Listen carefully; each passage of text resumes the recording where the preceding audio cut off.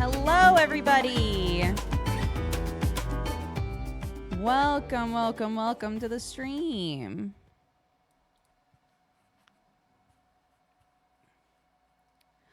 How are we all doing? I'm a little coffee, a little hacky. Not because I'm sick. I've had a theory for a hot minute here that I might be allergic to our sheep's wool. And as many of you know, I keep trying to when we sheared the sheep, I took a bunch of it. I cleaned the wool. It would make my hands itch. I was like, that's not good. So I cleaned the wool with gloves on. Today, my carders showed up, which are little hand carders. They're things that you basically you brush the wool out so that it's all facing the same direction, and then you can spin it into yarn, right? So, I started carding the yarn. Hands started itching, started getting congested, started feeling itchy. I was like, no. It's very disappointing. It doesn't make me feel like I can't work with the wool. But I do think that before I do, I need to take an allergy pill and also use gloves. I think I'm going to have to use gloves every time, which is unfortunate. Yeah. I've never been allergic to wool before. I have 100% wool yarns and things. I have a wool sweater. So at first I thought maybe it's something on the wool, but I've washed the wool so many times now that I think it might just be this type of sheep's wool. No, I've stripped it. I've washed it. I've stripped the oil and the lanolin. It's clean. That's why I'm carding it now, because it's all clean and ready to card. And it's still making me react that way. So unfortunate. That sucks. Here's what's weird though. I don't feel that way when I'm outside just scritching the lambs. If I'm out just hanging out with the sheep, I'm fine. So what the fuck is it about the wool?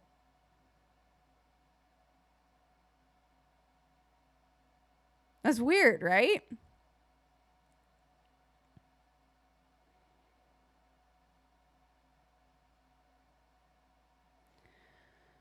Yeah, I don't know. It's not the cleaner. The cleaner is literally the UK equivalent of Dawn dish soap.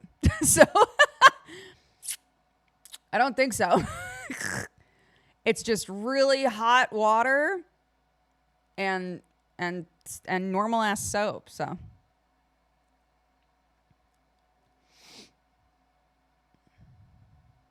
yeah, so I don't know. I'm not sure. That's it. I'm allergic to the water. You know what? I hadn't thought about that. I hadn't thought about that. That's smart. That's smart shit.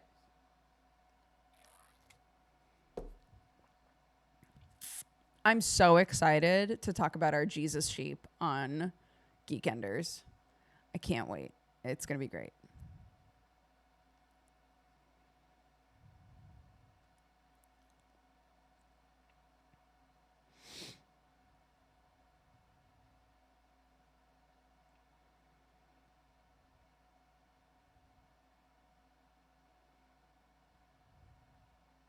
I have the time in the title. Thank you very much, chat.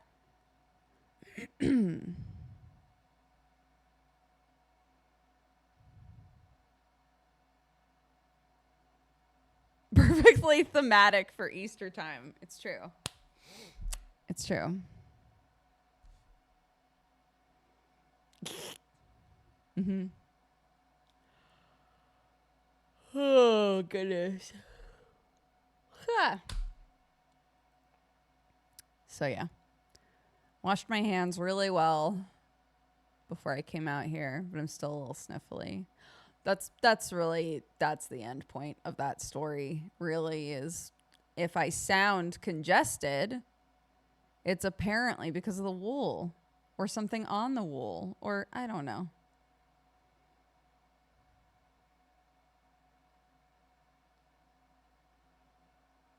I drank water and it hasn't killed me yet. It's only a matter of time, Jareel. It's only a matter of time. Someone said they really like this hat. Thank you. I cannot remember.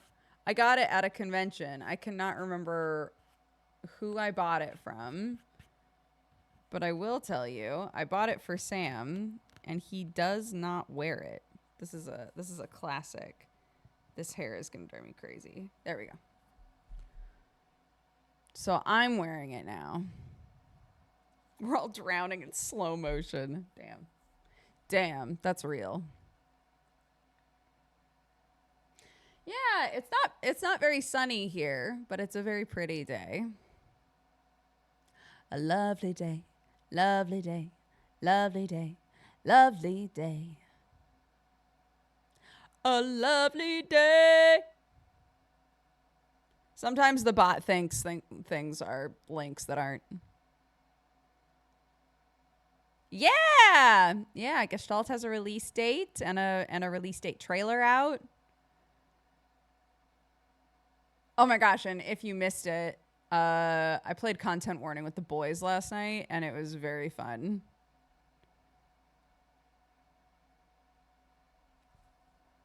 So you should watch that. We made some banger videos. SpookTube loves us.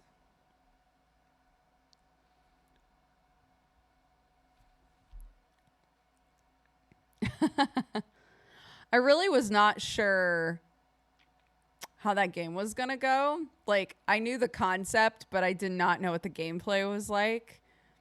It's pretty funny.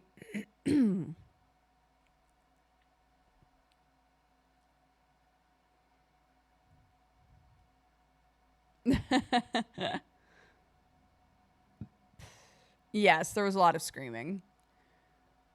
People in the Discord were like, if you watch this later, don't watch with headphones. So, I don't know what y'all expected, though. It's a game with spookums in it. It's a game where you're trying to find the spookums, you know?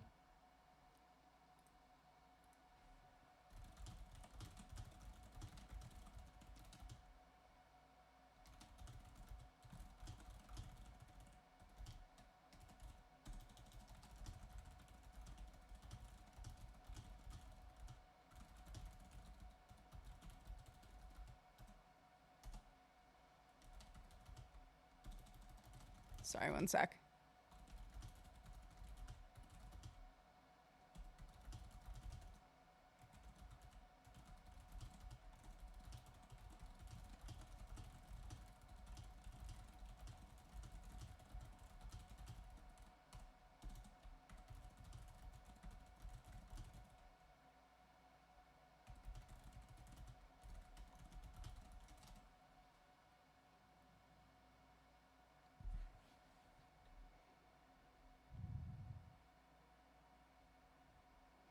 It was interesting to listen to while cleaning my house and not looking. I meant that sincerely. It looks sarcastic typed out. No, I didn't. I wouldn't take that sarcastically.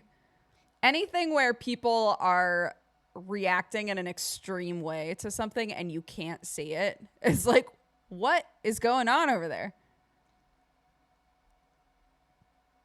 That is, yeah. Sam loves to pull up the weirdest shit, just the dumbest GTA clip or whatever on his phone at full volume, holding it like this so no one else can see it. And sometimes I specifically resist asking him what is happening in that video. I just won't ask. unless I need to know. Otherwise, I'll just fill in the blanks for myself because otherwise we'll be here all day. He'll play a clip. I'll be like, what was that? And then he'll play another clip and I'll be like, what was that? It's like he's like, I have to be in the seat, you know?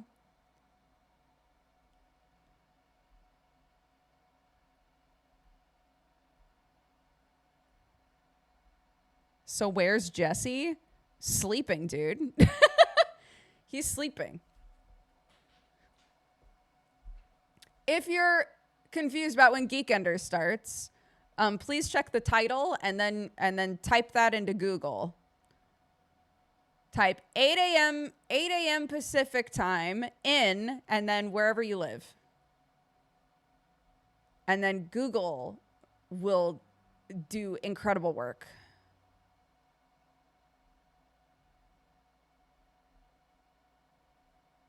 My dad watches YouTube videos at 2 a.m. full volume. There's a Bluey episode where Bluey and Bingo are, it's a double babysitter episode. So their uncle shows up to babysit them and their old babysitter shows up to babysit them. It's an accident. It's like a, you know, a situation. There was confusion. And so two babysitters show up and they're both like, we'll just both babysit them, I guess. And when it's time for bedtime, Bluey's like, I'm really scared to go to sleep without my parents here. And it turns out that it's because the last time that they were babysat, it was by their grandma. And their grandma just sat in the front room and watched something scary at full ass volume because she's deaf. And Bluey and Bingo had to just like lay in bed listening to a scary movie from their bedroom. And that's always cracked me up because that's so real.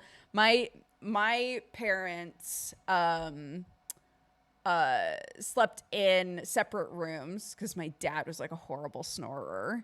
He still snores pretty bad. They've spent so much time in separate rooms that they still have separate rooms. But my dad has to fall asleep with the TV on. And when I was younger, occasionally he would just turn the TV up so loud. And I'd be like, we share a wall. What are you doing?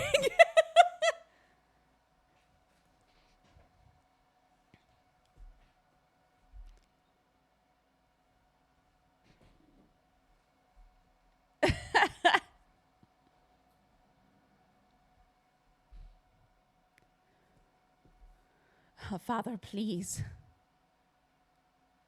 My mom does that with true crime shows. I would wake up to the most horrendous conversations, dude. Nowhere was safe because either I shared a wall with the room that my dad was sleeping in, or my dad also typically wakes up around 4 or 5 a.m. He'd wake up, and if it was too cold outside, he'd go into the basement and turn on the TV in the basement, which is directly under my bedroom. So either it was loud TV through the wall or loud TV through through the floor. And I'd be like, what?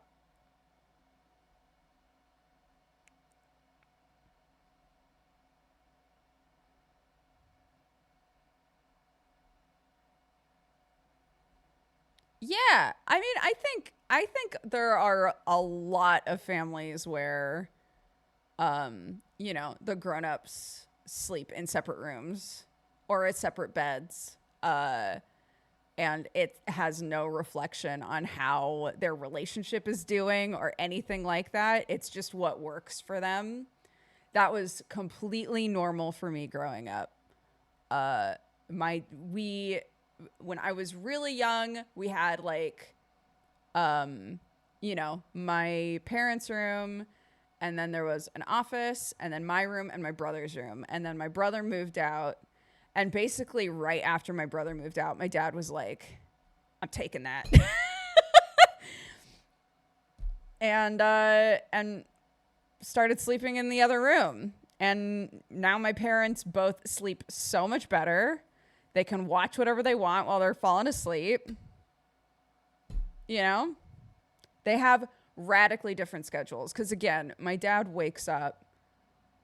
My dad goes to sleep around like 8 or 9 p.m. and wakes up at like 4. And he's always been that way. And so, you know, my mom already would have to wake up super early to go to work. So she didn't want to be waking up any earlier, you know?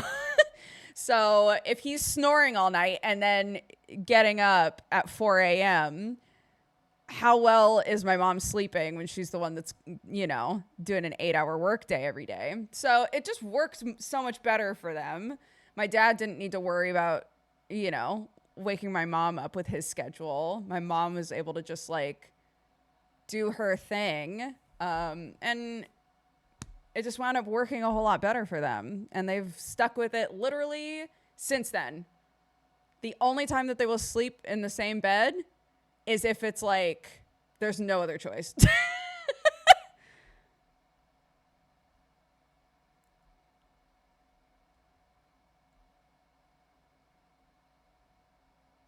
Honestly, I mean, with our schedules, Sam and I rarely like we share that bed, but we don't almost never sleep in that bed at the same time, you know. I sleep and then Sam sleeps typically.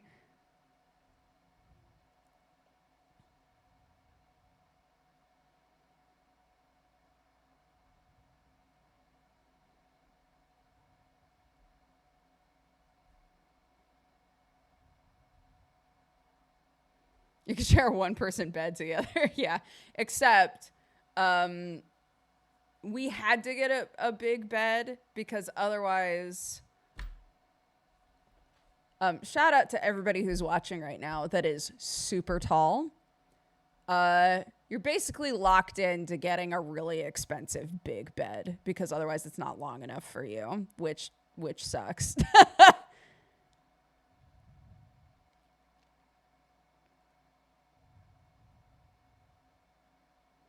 Yeah.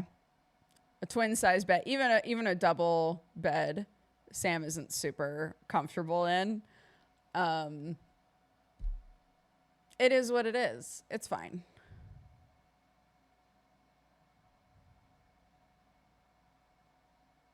Sherlock and Watson are doing good. Yeah, they're fine. We've been talking about there's this cool space like really high up in our house that we haven't done anything with, and I've been like mentally designing basically like a little kitty chill out pad up there. We just need to get stuff to let them like climb up to get up there. But I think they would adore it because it's not being used for anything. It's just this weird space that's way too high up for us to do anything with it, you know? So I'm like, why can't it be the cats? It should belong to the cats. That only makes sense. Sherlock is 15? No. 14? No, 15. He's got to be 15, right? Because when I got him, he was a year old. So he's an old man. He's an old man cat. He doesn't act like it one bit. And then Watson is like 9, 10-ish. I think this August she'll be 10, I think.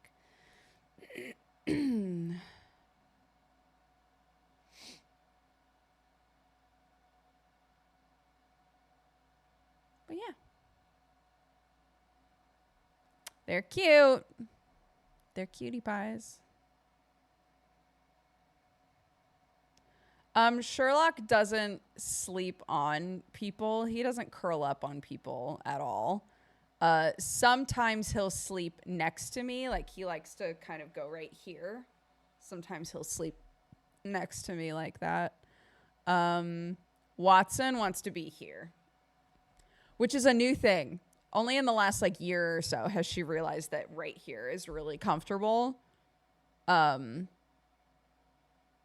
you know, she usually tries to lay there when I'm doing stuff.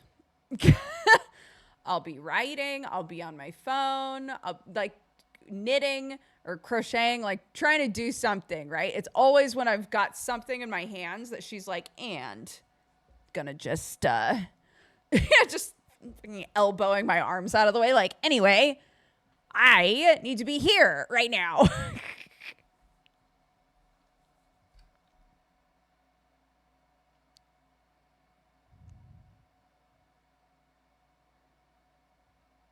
Oh, Nicodemus, I'm so sorry. It's losing pets is so hard, especially when it happens like one right after the other. And yeah, that's awful. I'm so sorry about that.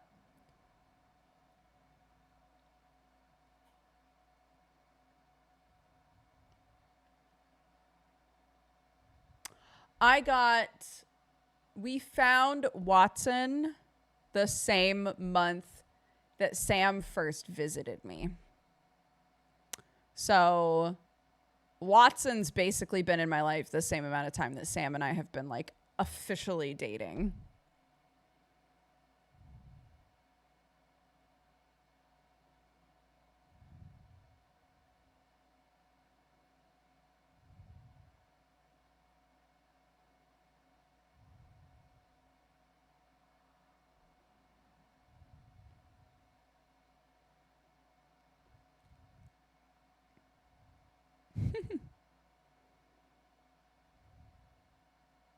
Sadly, YouTube doesn't push the bush cat video as much as the boyfriend video. They really should.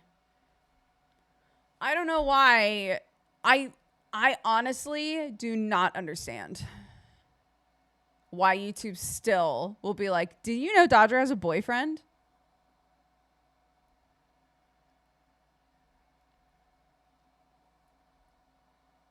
Old news. Old news, YouTube.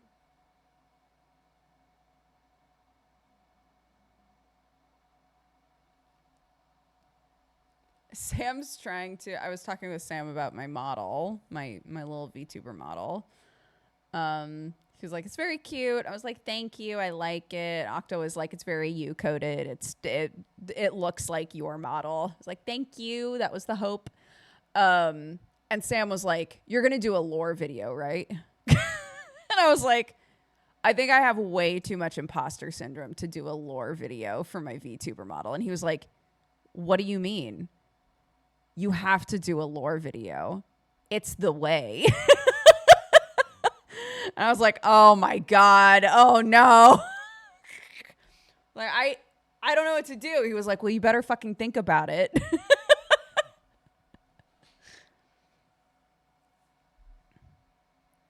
I apparently, yeah, I have to do a video. I have no idea what a lore video entails. I have to do a lore video and then a full debut, where I show off all the toggles and things. Apparently that's the way. That's what I have to do.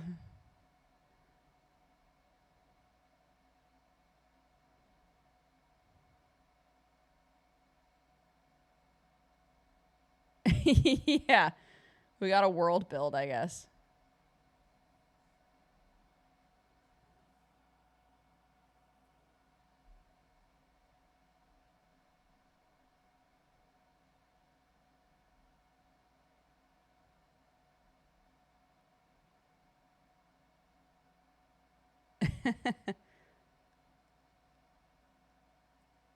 Anyway, I'll think on it.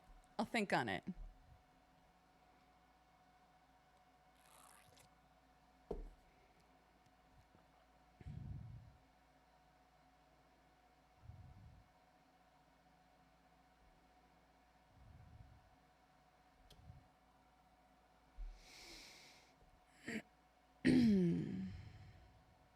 Sam is getting a model made right now. I'm also getting like a whole ass like big 2D model made. But here, I'll show it to you. I'll show you the little Grimm. So this is what I'm going to use in the meantime, and will also just be like a nice option want if I want to use the little one. But Noi made this for me. I commissioned it. It's super cute. You ready? This is like showing off the different emotions and toggles that are built into it and stuff. But it's very cute. I love it.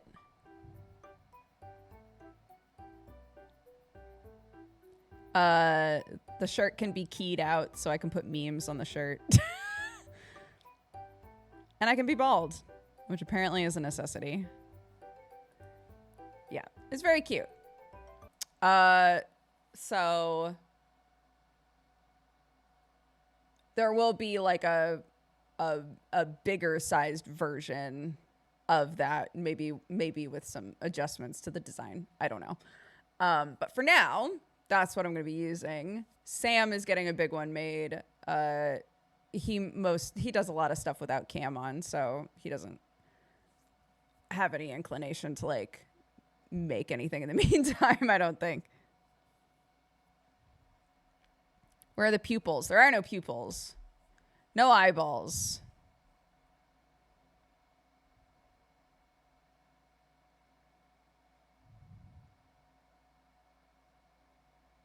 It is a cat.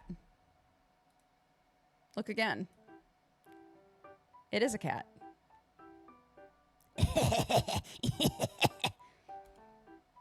Anyway.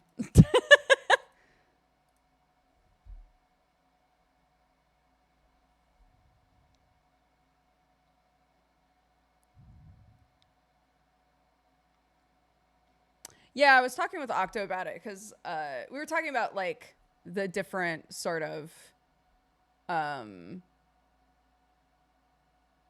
it feels like right now the two main art style directions you can go in is either like very anime, or a lot of people are starting to have more like Western art style. If you want to be like cartoon-ish, right? You can go for like more of a Western cartoon art style or more anime. And I was going back and forth on it for a while. But I really like Noi's art, and I think the movement and stuff in it is so cute. So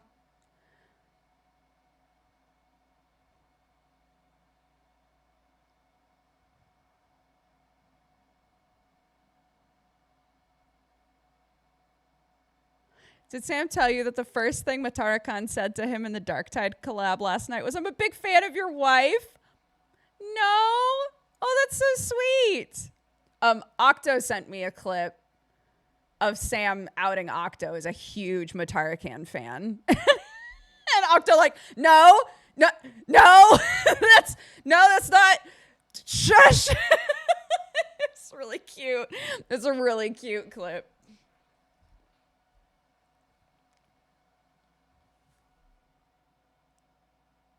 Bye, Summer.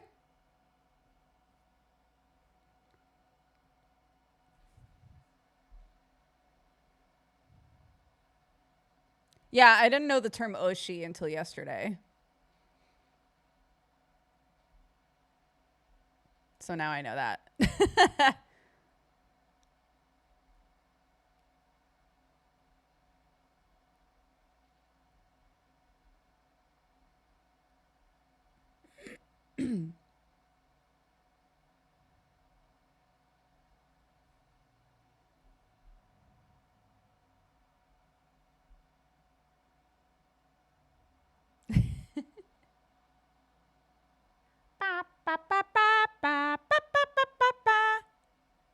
Yeah, it was Tectone, right? The clip where he's like, "You're married to Dodger?" And he's wearing a Dodger shirt. Yeah.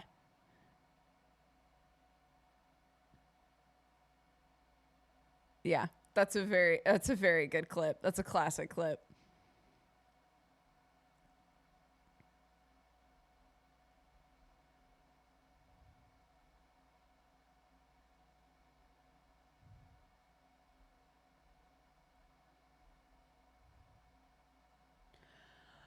Correct me if I'm wrong. If you say that someone is your oshi, it's like your favorite. If it's in the VTuber space, it's your favorite VTuber, but it can also be applied to idols, I think.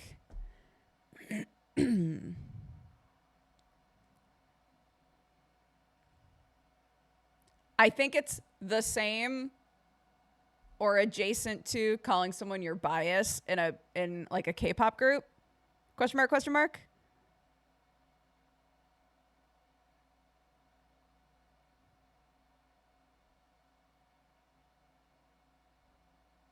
The person you root for the most, basically.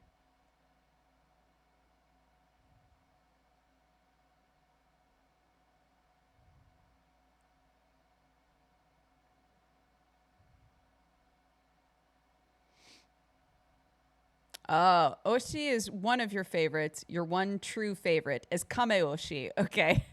I need to know these things. You now VTube and take singing lessons. That's true. Hello. I'm a budding VTuber idol.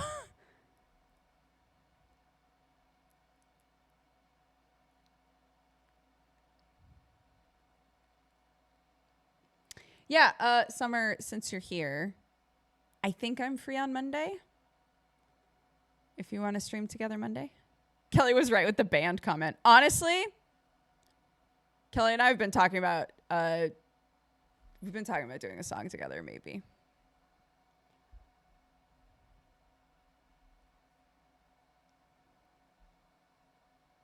Which would be amazing, because I love Kelly.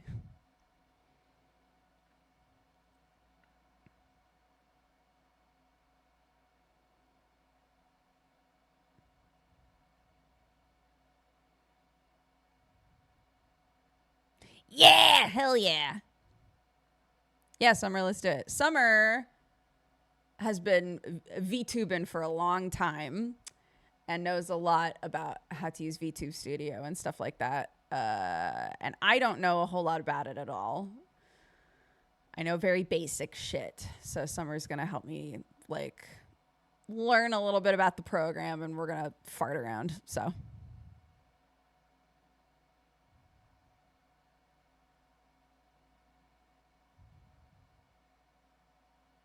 I'm good to go for Monday. Mwah. Let's do it.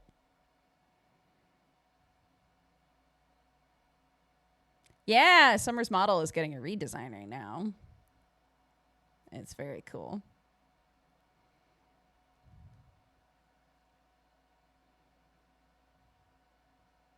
I think VTube Studio is what we're going to be using, right? I think that's what Noi showed me how to use.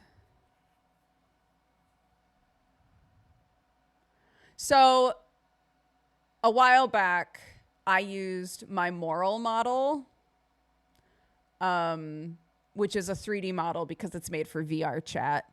I had used that as a 3D model, as a VTuber model. But I never intended for moral to be like my VTuber model. Does that make sense? Yeah, I want to be flat. I yearn for the page.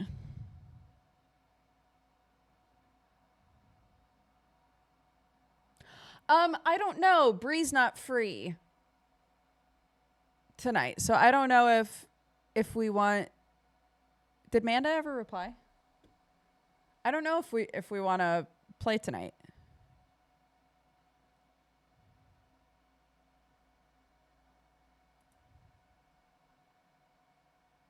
Yeah, Manda didn't respond, so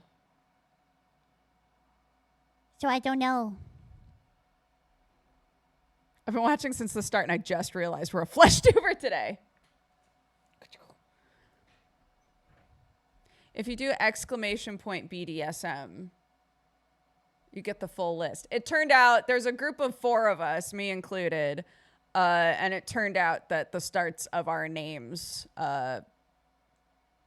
makes BDSM. So, so it's funny.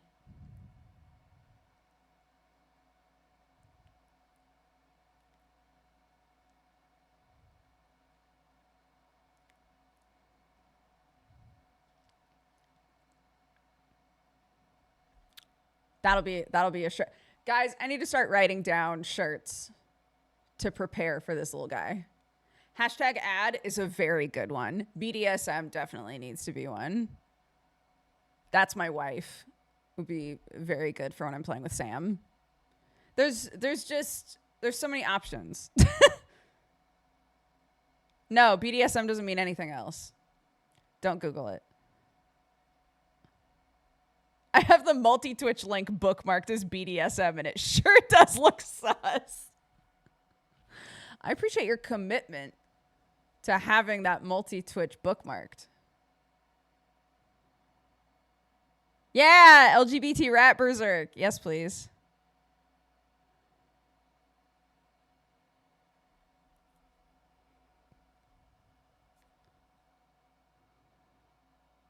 Skies are blue. I am not caught up on Dungeons and Daddies at all. I was really enjoying season 2. I didn't drop off for any particular reason. But I caught up with it at a certain point and then just stopped listening. I really want to, because I feel like I'm kind of getting in on the ground floor with Sherlock and Co. So I'm trying to get current with Sherlock and Co. Because I'm really enjoying that, and there's only like 20 something episodes of that out. So I'm like, I can catch up. I can catch up with this, but I haven't yet. So once I do that, I would love to go back to Dungeons and Daddies. I don't even remember what was going on when I stopped, to be honest.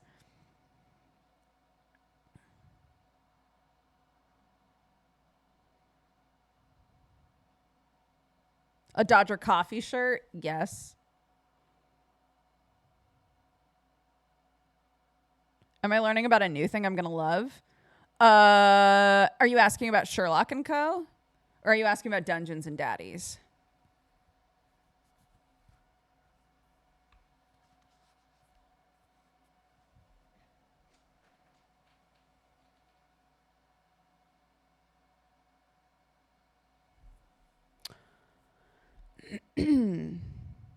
You put me onto the daddies. The daddies are good. At the point that I stopped in season 2, I would say, or rather campaign 2, I guess. I think campaign 1 is so solid. I laugh cried. I sad cried. I just think it's so good. And there's nothing wrong with campaign 2. It's very different, but it's the same people, so it's still very funny. It still has like the same sort of, everybody's good buds with each other. But yeah, if you haven't listened, I'll give you the pitch. Sure, cracks knuckles. So if you like Sherlock stuff and you want something that is like a really good fresh take on it, you should listen to Sherlock and Co. The pitch is because the Sherlock books and short stories are Dr. John Watson basically writing out the adventures of Sherlock Holmes, right? So the pitch, the framework is, what if John Watson was in the modern age and really wanted to start a podcast? He's a returning war vet. He doesn't have a whole lot going on. And he's like, I'm going to make a podcast. And his original intention is, I'm going to make a podcast that's for veterans. That's, about kind of like returning to, normal daily life and, what that's like and etc. And winds up, as all Sherlock Holmes stories start, winds up being like, yeah, I really need a place to live. And somebody's like, I know a guy, and it's this fucking guy, Sherlock Holmes, right? So the things that I love about this, number one, it goofs on podcasts so hard. Every single episode has some kind of a goof, like, I'm sorry, you're recording this? And he's like, I'm making a podcast, right? Like, it's just, and everybody's like, what the fuck are you making a podcast for, right? Like, it's funny. The way it goofs on podcasts is really funny, I think.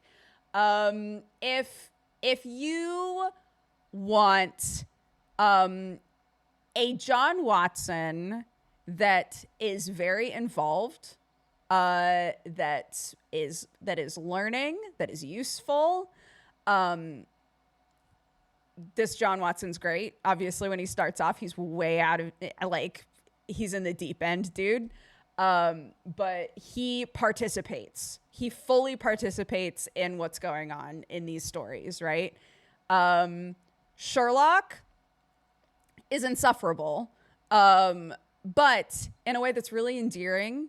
He's canonically autistic. They have lots of nods to that and like open conversations about that. And he is consistently trying to make an effort to be a good friend to John, and also to the character that's like the Mrs. Hudson character, who is also very involved and awesome. I think it's great. I really love it. Heads up, they skip A Study in Scarlet, which I was fine with because we've all seen a million iterations of that. I think it's really good. I enjoy it a lot.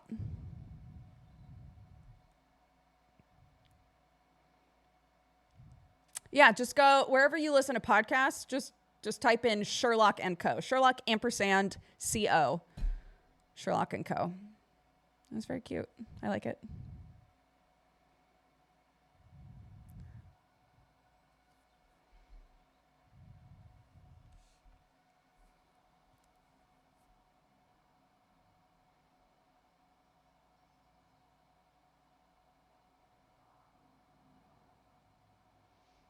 I better see a Dash Collage fan cam shirt for the Vtuber before a boy day.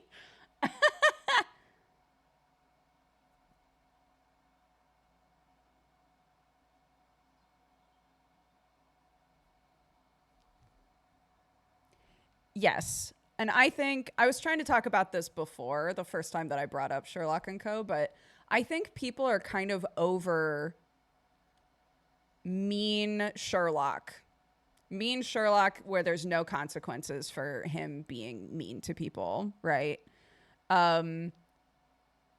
You can be what a lot of people consider to be too honest.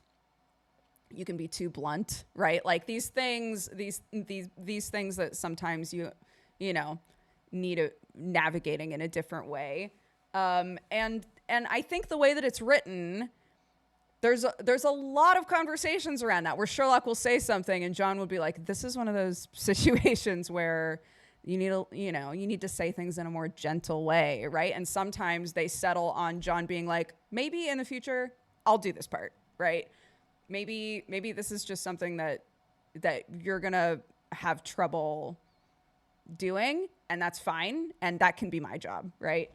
And I love that, and it's just there's a lot of the characters and the way that they interact with each other, I think, is really nice in this, and it still winds up being funny, right? Like Sherlock being a mean bitch. It isn't every punchline. It's, it's good. I like it.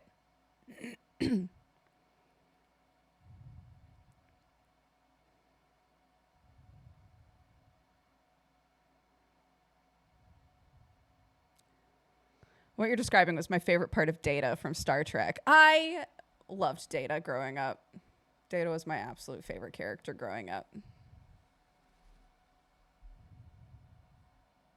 Next Generation in general, I don't think I realized how much Next Generation I had watched because my dad loves Star Trek. So growing up in my mind, it was like, yeah, I just absorbed a lot of Star Trek. I watched a lot of Star Trek. But I'm realizing I remember more Next Generation than anything else. I tried rewatching Voyager, and I was like, I love Voyager. I love Janeway. But I'm realizing I don't recall as much about the characters on Voyager as I do with Next Generation. I recall a lot about the original series because as an adult in college, I went to Costco and they had the whole original series on DVD, so I just bought it because it was super cheap, and wound up putting that on while I would work on like my set design homework. So I absorbed a lot of that. I was really surprised how short the original series is, considering how much we meme on it. And Deep Space Nine. I don't know shit about Deep Space Nine. I definitely watched some Deep Space Nine, but if you were to be like, what's Deep Space Nine about? Who are the characters? What's going on with them? They're lost. I'm pretty sure. I'm pretty sure they're lost. I think they're in deep space. I think they're lost in deep space. And that's about all I got, really.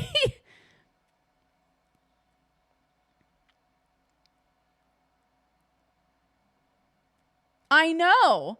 And the people that have watched Deep Space Nine are like, the writing is so good in Deep Space Nine. It's fantastic. But for some reason, and I don't know if it has to do, I don't know if it's an age thing. Like, not saying that I'm super old. I'm saying that like age thing in regards to what Star Trek was on when I was home in Oregon before I went to college, right? Maybe Deep Space Nine wasn't really on that much when I was living at home. I don't know.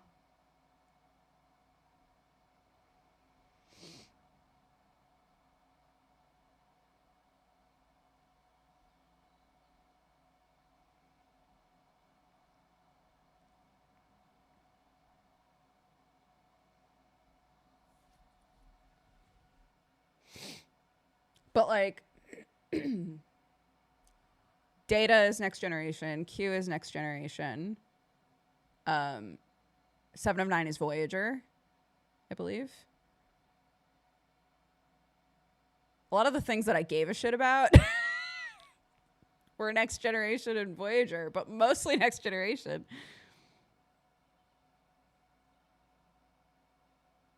Britt Bond, thank you so much for subscribing. Welcome to the Cat Gang. And yeah, to those of you who have mentioned it a couple of times, yeah, we have Nick on today for Geekenders. I'm very excited. Another Toronto baby. All the cool people live in Toronto, I guess.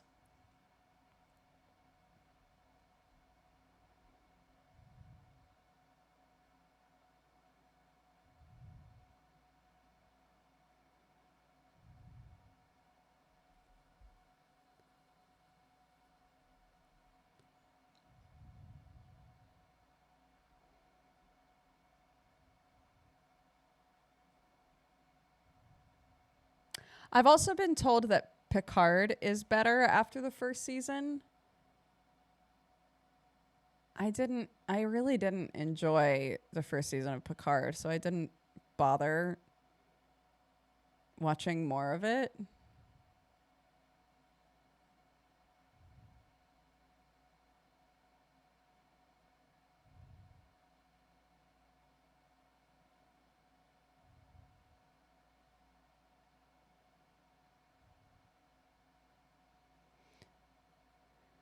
Season 1 was okay. I avoided 2, but 3 is a great nostalgia trip. Okay. You can just watch the third. Interesting. Okay.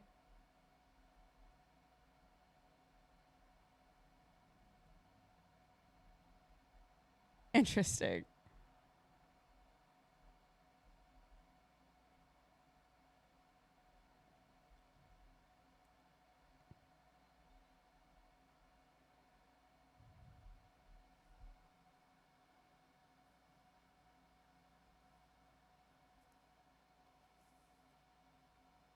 They literally retcon the first 2 seasons?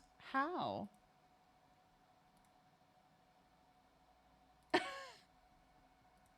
Thank you, Timber. I can't wait to put that on a mushroom.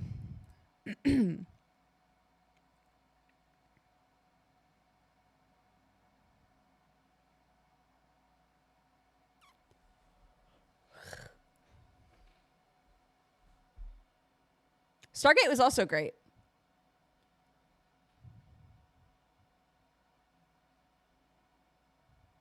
Stargate's another one, though, that I never watched in order. So it was hard for me to follow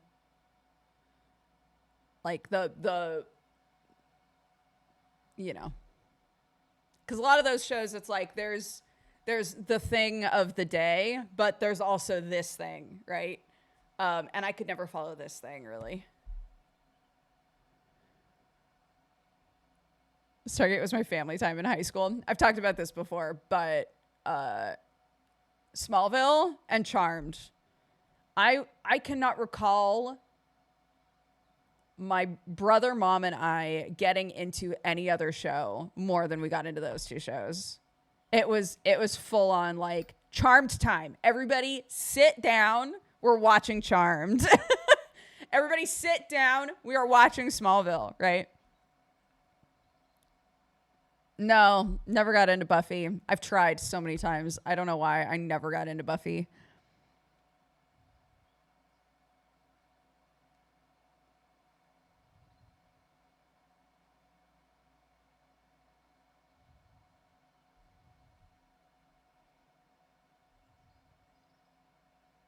I have watched some Strange New Worlds. Yeah. I like it. Mm.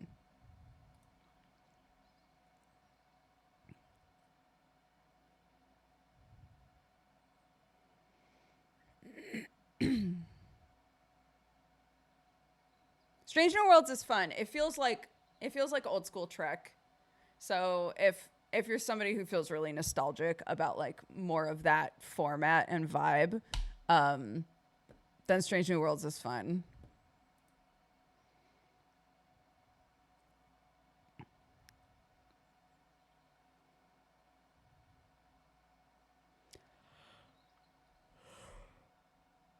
Yeah.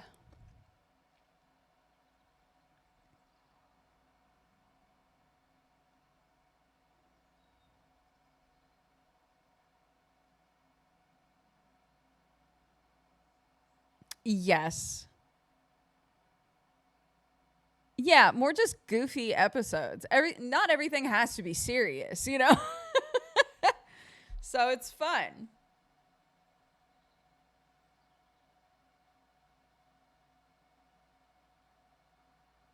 I haven't watched the Fallout TV series. I also have not watched the Interview with the Vampire TV series, which apparently is also a fun time.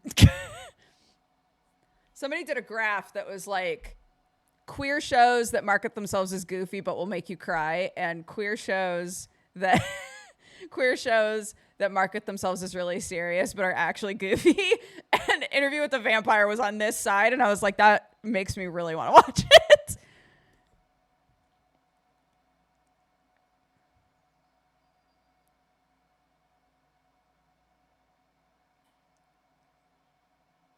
There is an Interview with the Vampire TV show, which I don't even know where to watch it, but I'm gonna find it. It's pretty good, but it's hard not to enjoy queer vampires. I agree.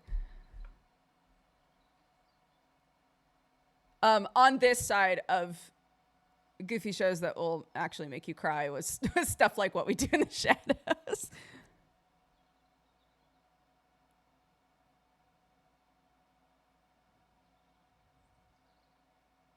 I don't know. That's the hard thing. Is it's on BBC and Sky. Fantastic. I was gonna say that's the hard thing. Is like sometimes when I say things like this, people are like, "It's on HBO," and I'm like, "Not for me. Not for me. It ain't." Um, but it's usually somewhere. My current hate is Apple TV. When the only place I can watch something is Apple TV.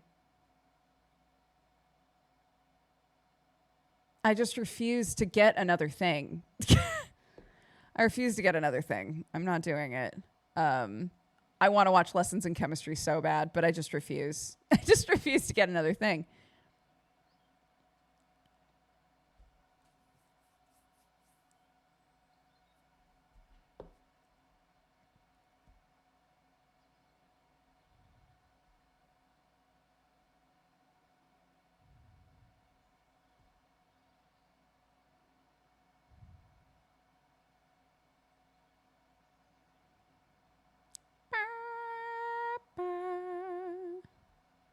I know I keep seeing clips of lessons in chemistry and it looks awesome.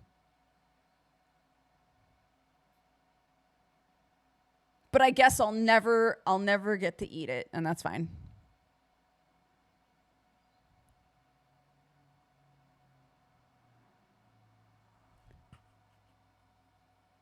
You know, oddly enough, the time that I was the most into Doctor Who was when the only place you could watch it was on a weird cable channel that had like a couple of British shows on it, and it was the Fourth Doctor, and that was all you could watch was Doctor Who episodes of the Fourth Doctor. Not even Tennant. I never like really got into Doctor Who in more of a modern way. And I'm not trying to be like, yeah, I'm like super into the old school stuff, you know? It's just, for some reason, I really liked the Fourth Doctor when I was a child. And then as an adult, I just like couldn't really get into Doctor Who, and I don't know why.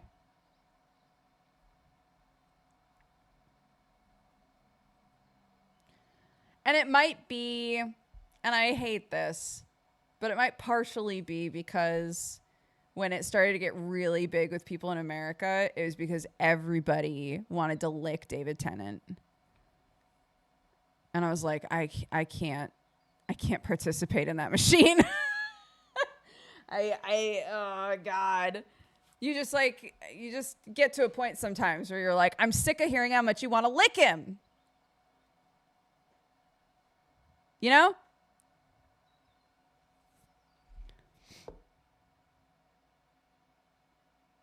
No, I'm not saying that there's anything wrong with being attracted to David Tennant. I'm saying you hear enough people say they want to lick David Tennant, and then you're like, I kind of never want to see David Tennant again. You know? It's that. It's that reaction.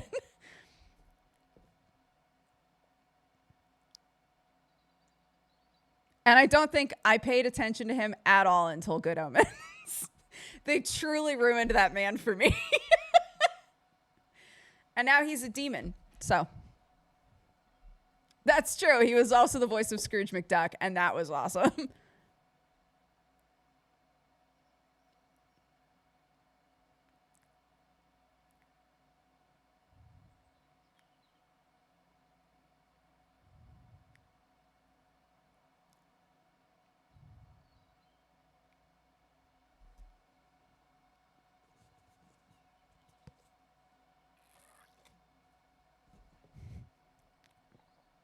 It's adjacent to when too many people say, this show's amazing, you have to watch it. And eventually something happens up here that makes you go, I don't think I'll ever watch this show. I don't think I'll probably never ever watch this show. It's right next to that. When too many people are like, I'm obsessed with this actor. And you're like, that's so good to know. I hope I never see them again.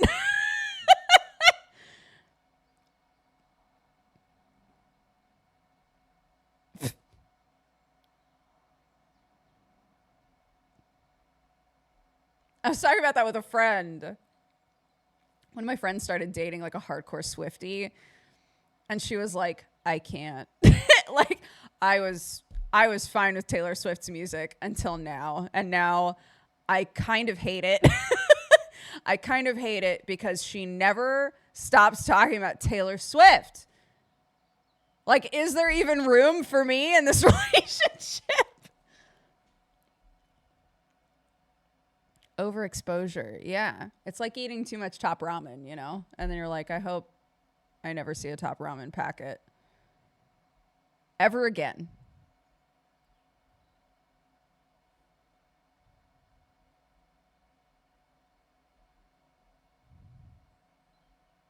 Yeah. What's it like to be third wheel to Taylor Swift? It's exactly.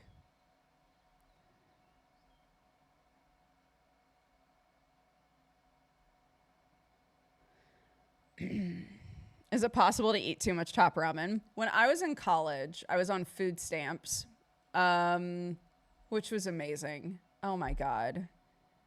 If you're in a financial situation where you can be on food stamps, they are so life changing. Such a huge weight off of your shoulders to be able to afford food. Anyways, I was on food stamps, and basically it meant that you could get anything that wasn't cooked, like anything shelf stable. And I got a lot of top ramen. I got a lot of rice. Um, Kept an eye on what things were like on sale. And then you could get so much at the time. You could get 10 packets of top ramen for $1. So I would get a shit ton of top ramen, like in case shit got dire. And sometimes it did get dire, and it would just be top ramen every single day. And yeah, I was really over it. I was really over it, dude.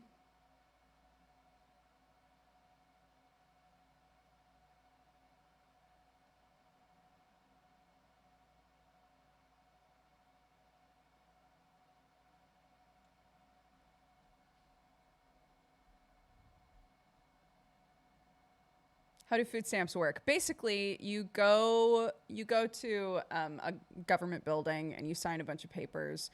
You show proof that you're working. You have to be working in some way, shape, or form.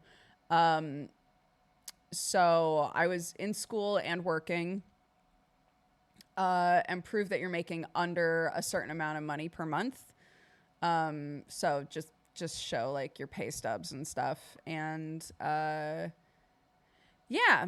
And then depending on your situation, how many mouths you have to feed, whatever else, they'll give you a certain amount on a card. And not every place accepts the card. You have to know where you can use the food stamps.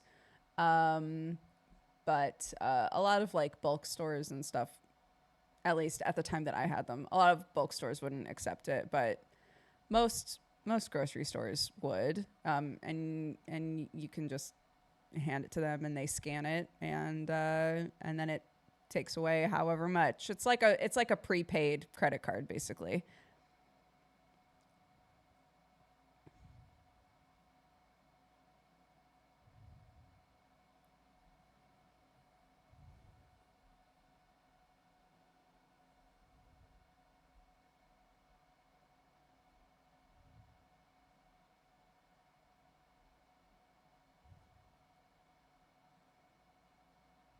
You can't buy beer or anything with them either. No. Oh my God. No, you can't.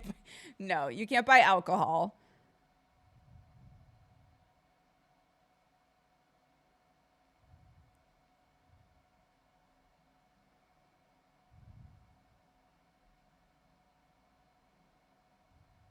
No, it's mostly prepackaged shelf stable stuff that you can buy with them.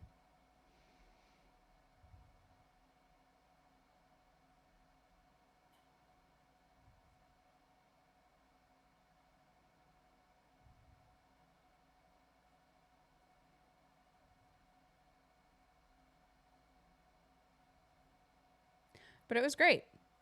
The reason that somebody was like, good to know that having money for food is good. But like, one of the reasons that I mentioned this is I didn't know that was an option for me until somebody who was also going to school and working the same amount of hours as me signed up for food stamps and was like, you 100% qualify for food stamps. You should get them so that you're not worried about food and rent and all this stuff.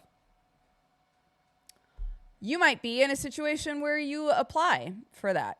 And if you are, you should look into it. It's Nick!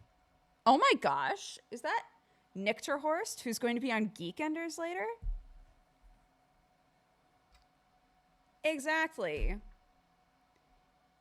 If you can apply for and get something that will help you, do it. Do it.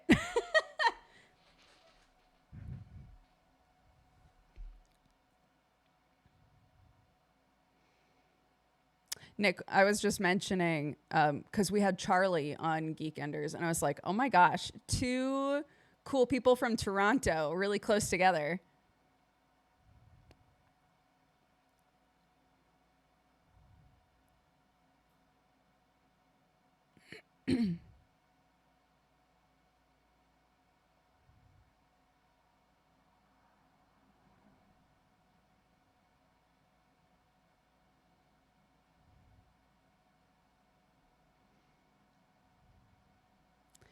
Yeah, I also think sometimes it feels like you're going to have to jump through a ton of hoops in order to get help. Um, at the time that I was signing up, it was literally as simple as proving like this is how much I make each month, and I am working. I have a job, but this is all that I make. And that's really all that I had to do, and then submit the right papers, and it was totally worth it. And yeah, sometimes there's like weird red tape for stuff, and sometimes it's difficult to get the help. But if the help is available,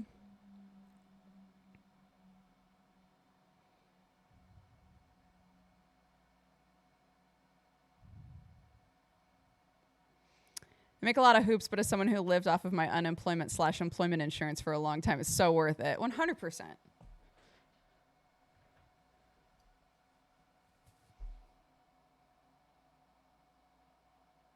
Yes, that's why I was trying to explain. It works. It basically works just like a prepaid credit card. There's no one. You're not gonna walk up there and have somebody on a loudspeaker be like, somebody's trying to use food stamps right now. There's no like weird feelings about using it when you buy food. There just isn't.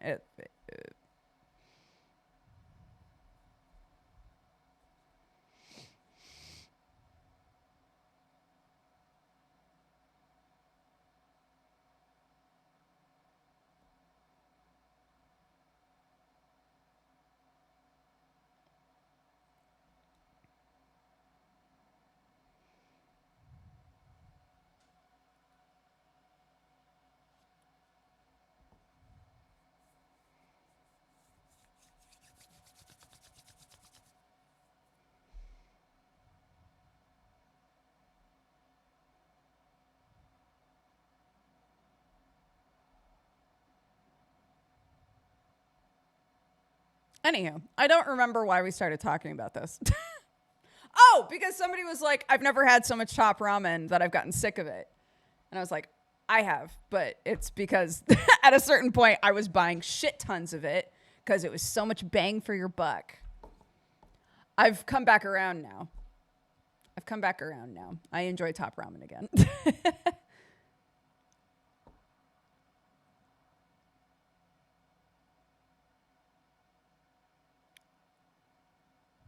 Ba ba ba ba ba ba ba ba ba ba. Skies are blue.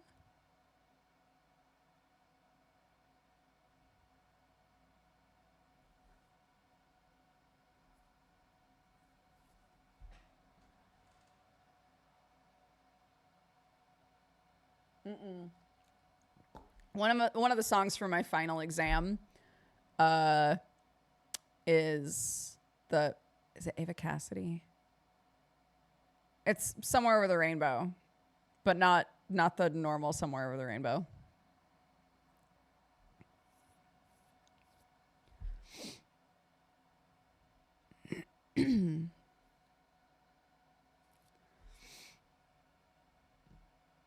Have to get my steppies in before Geekenders. Oh my god, you're gonna show up and be like, hello. Ugh. Ugh.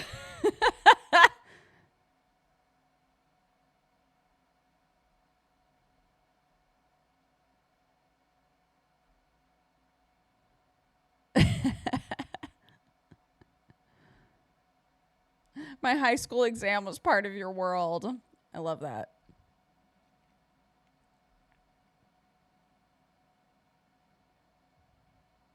Yeah, I'm doing Somewhere Over the Rainbow. I'm doing Fallen by Alicia Keys. And a Sam Smith song. Oh my God. Which song of theirs is it? Hold on.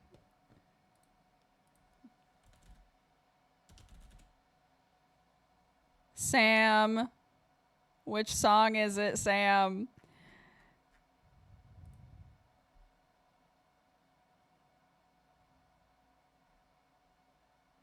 Is it Stay With Me? I think so. I think it's Stay With Me. We didn't work on it today, so I'm forgetting. When we're on break, my kiddo comes to my singing lessons with me, which is very fun and cute. And today I got through 2 of my 3 songs. And then one of the like level 1, basically here, there's levels 1 through 8 for exams that you can take. You can do it at any age. I'm on level 8, my level 8 exam for rock and pop. And then I can either do musicals or whatever. But my teacher just got the level 1 book for some new musical theater exam. And one of the songs in there is Dites-moi, which is a song that I have sung to my kids for bedtime since forever. So a kiddo wanted to sing that, which was very cute. And we realized that I don't think we know any of the other songs that are in there. She was like, well, surely you know Part of Your World from Little Mermaid. And I had this really strange moment because when I was a kid, Little Mermaid was my whole life. I loved the music in Little Mermaid so much. I loved it. My kid doesn't really know any of the Little Mermaid songs. And I was like, oh, that's so weird. But, you know, Little Mermaid came out when I was a kid. So.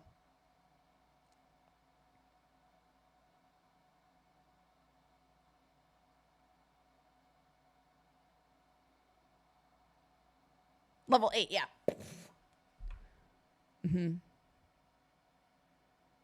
I did my level 6 exam and crushed it. Got a 90 something.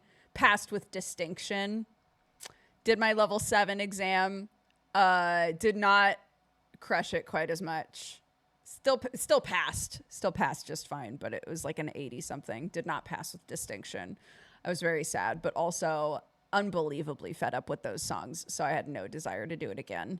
And so now here we are. I'm on level 8. Yeah, they agreed that I wasn't cheating. I was explaining to chat a while ago that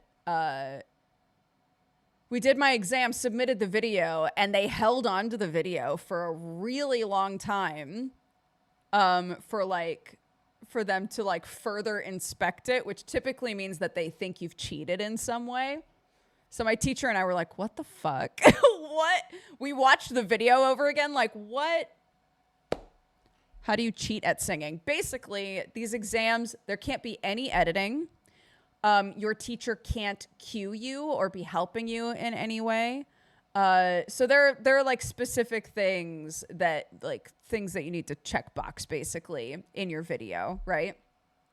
So we were like, does it look like I've been edited? Does it look like we've made a weird cut somewhere? Does it look like you are somehow like reminding me of what to do in the song? No. So it was really strange. In the end, they were like, it's fine, which we knew. In the end, they said it was fine.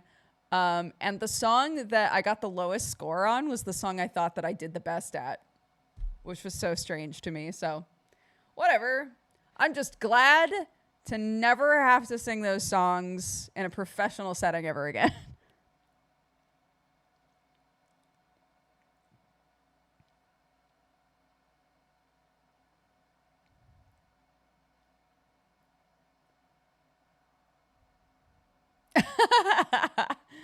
Like, oh my God. Is this person auto-tuned? Yeah. Street Life. Street Life was my lowest score, I think. And I thought that I did really well with that song. But they thought I was pitchy in it. It's fine. And then I definitely thought the Bruno Mars song was really good. And that song also, I got a lower score than we expected on it. And fucking Yoga by Bjork, which we sandwiched between Street Life and the Bruno Mars song because we were like, this song is, I'm bad at this. I like this song. I never really got the hang of it. It's weird. It's weird, this song. I got my highest score. So we were both like, whatever. Whatever, we're moving on. Truly, exam level 7 was cursed, so.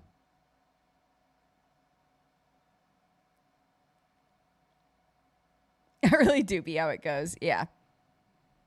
Bjork songs are not karaoke friendly. No. Well, and you know, it's so with every level, there are certain songs that they offer you that are called your technical focus. So you have to do one song that is a technical focus. It means that aspects of the song will showcase your technique as a singer. Pretty straightforward. So, Bjork was the Yoga was a technical focus song because it's weird. The timing of stuff is weird. I think Over the Rainbow is a technical focus song because the timing of things and stuff is super strange in this version of Over the Rainbow.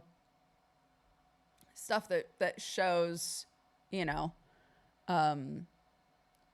whether or not you can learn the song, even with its eccentricities, and perform it properly.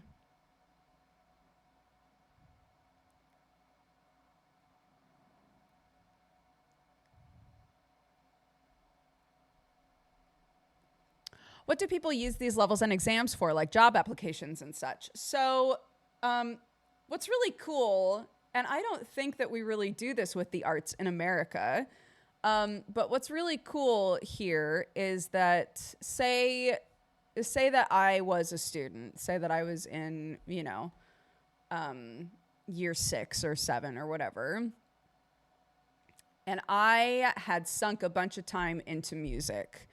I've done these exams as a student. I have like the certificates that say that I've passed these exams with distinction and whatever else. Maybe I'm not great at like math and history and things. Maybe my scores in school overall aren't amazing. But I have a lot of stuff that has shown that I have really dedicated my time and excelled at this art, right? Then if I decide that I want to continue my education, my grades, of course, will be part of that. But I can also show them, like, I want to be in your music program. Here is all of this proof that I am dedicated and have put time and energy into music, right? So I could apply to a school with a good music program and show them all of my certificates, and that would really affect how they felt about accepting me. My sister-in-law, so there's a certain point here, this is also totally different from America, but there's a certain point here, I think when you're like 16, where you can say, I don't want to go to school anymore. You don't have to finish high school, right? Like you can stop, and it's not considered like dropping out, really. It's just like, do you want to do the last couple of years of school? Are you wanting to like continue in an academic direction, Or do you want to start focusing on like a trade or whatever? This is the time when you can do that if you don't really want to go to school anymore. My sister-in-law, and this was totally on the level and she was able to do this. My sister-in-law really wanted to get into agriculture. And it's kind of hard if you're not already in a farming family to excel in agriculture here. It's really strange the way that like farming and agriculture is looked at in this country. But that's what she wanted to do. She wanted to work with animals. That's what she wanted to do. And she knew that the only way that she was going to be able to do that was if when she applied for a school, she showed, this is my life. This is what I love, right? So she dropped out and started interning at farms and just did that for like 3 years in a row. Applied for school at an agriculture school. And they were like, holy shit, this chick loves this. And they accepted her. So there are, I feel like, looking at it from the outside, it feels like there's much more wiggle room into how you pursue whatever it is that you're passionate about here. It doesn't feel so much like you have to finish high school, you have to get a degree or your GED, right? Like you have to go to community college or, you know, whatever. Like it feels like there are more options for how to get where you want to go, you know?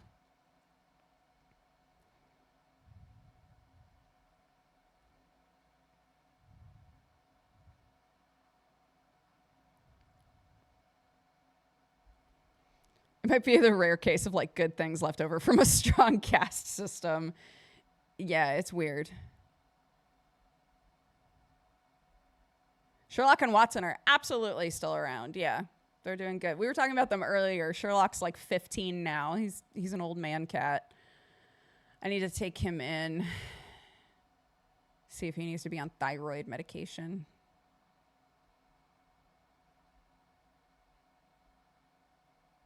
They are good babies.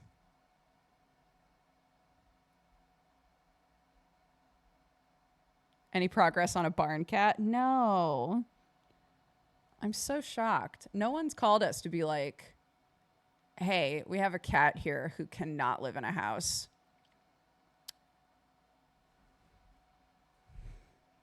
It's fine. Eventually, one of these shelters around here is going to be like, we found a bruiser. We found the man.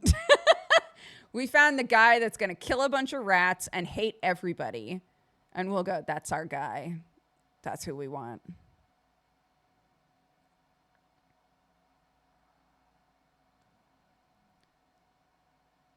For those of you who haven't been around for that, basically, we have a rat problem on the farm, which is common.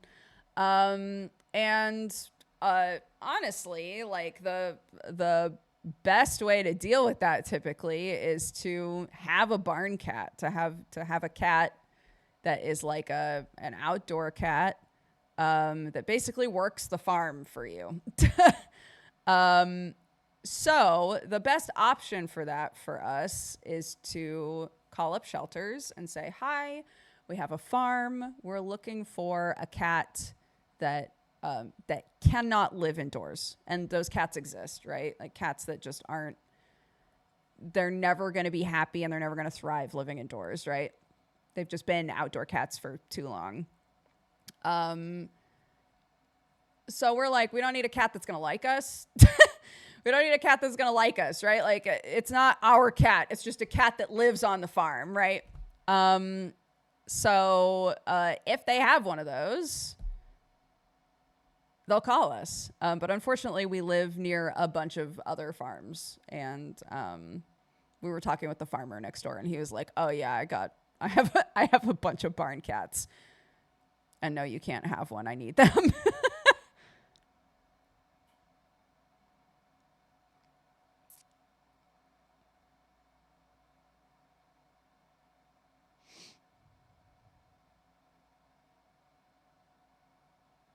Yeah, look, if Crumble wants to have like a weird era where he eats rats, then we won't need one. But unfortunately, all he wants to eat are people.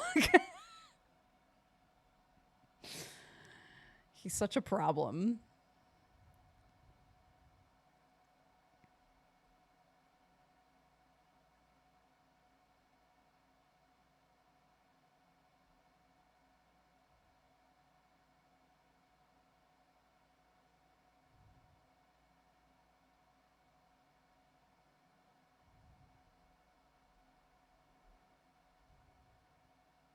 Have you tried giving him rats? I haven't. There is a lamb. I didn't want to talk about it too much before Geekenders because I think pitching to Jesse, hey, we have a Jesus lamb. I think that's going to be great. I haven't talked about the Jesus lamb with Jesse at all. So I'm really excited about it.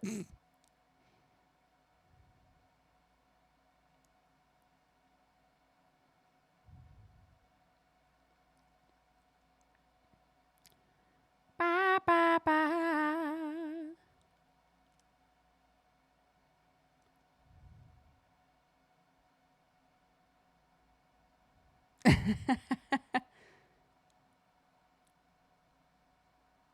I also love that someone said, and it's Easter time.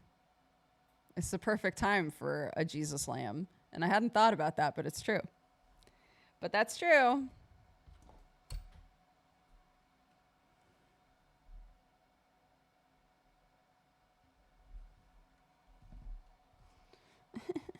I'm almost out of coffee.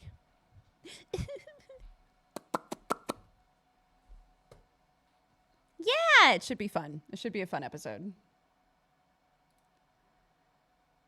Sham.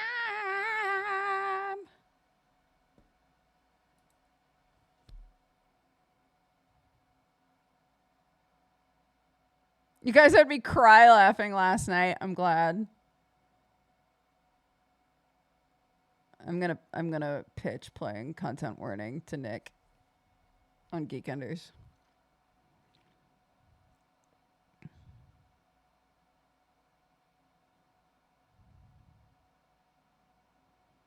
Dude, I always feel so bad, but I know I shouldn't. Y'all gotta know what you're getting into. If we're playing a game with spookums, and I'm a player, you know I'm gonna scream.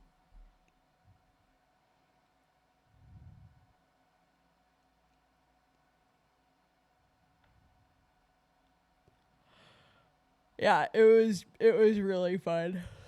Sorry. Oh yeah, people complained every single time I screamed.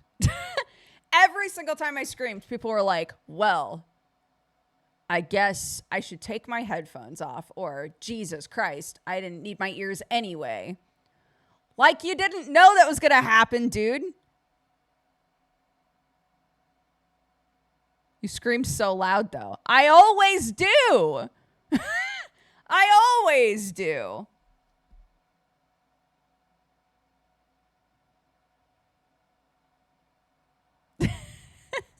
Game chat did really like Grinder's voice. Grinder's voice is so soothing. The game, I fully agree with that. It doesn't help that there are certain situations in the game where the audio is so terrible. Like, just so loud.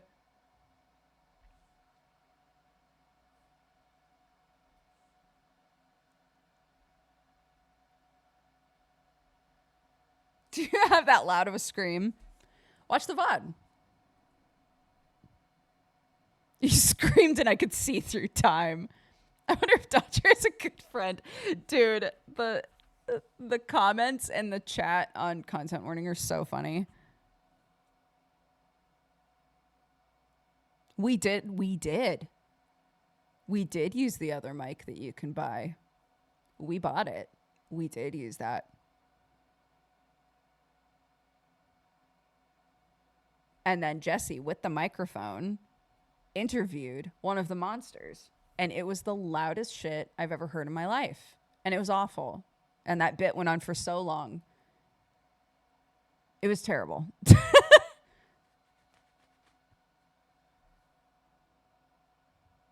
There's a second mic? Why?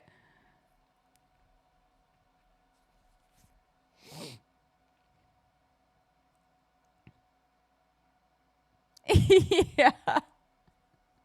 Whenever I know I'm going to be playing something that's going to aggravate me, and somebody in chat is like, well, I'm going to leave this stream on while I go to sleep, I'm like, you should set a 30-minute timer so that when I really get into this shit, I don't startle you awake. I don't make you pee your pants.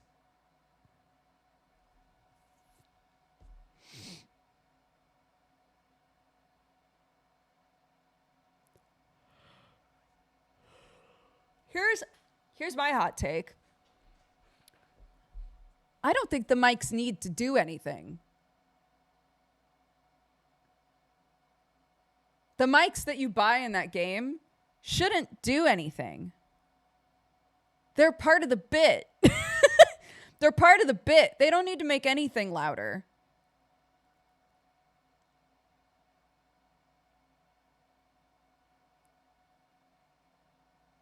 Yeah, let them just be props. We're just trying to make a stupid video where we interview monsters. It doesn't actually need, the mic doesn't need to be on, you know? The regular one is extremely noticeable. It was awful.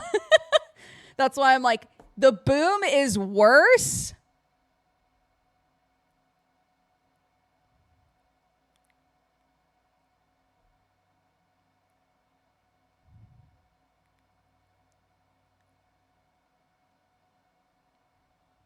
Yeah, all this.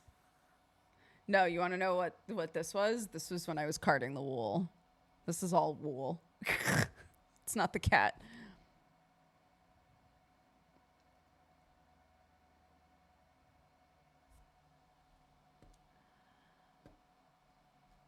Way up of the chimney tops, that's where you'll find me.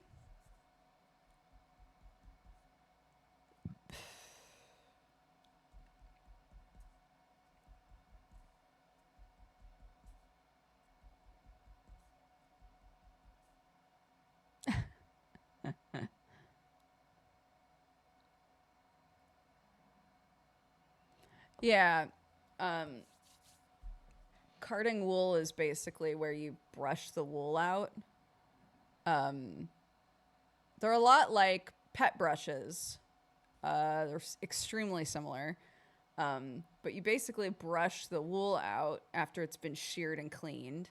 You brush it out and get it all so that it's all going in the same direction, basically. And then you can spin it into yarn. Aligning the fibers. There you go. It's that. And then I could spin it. But we were saying at the start, I think I'm allergic to it, which is so funny. I'm not so allergic that I'm not going to keep working with it, but I do, I think, have to wear gloves while I'm working with it from now on because my hands get so itchy.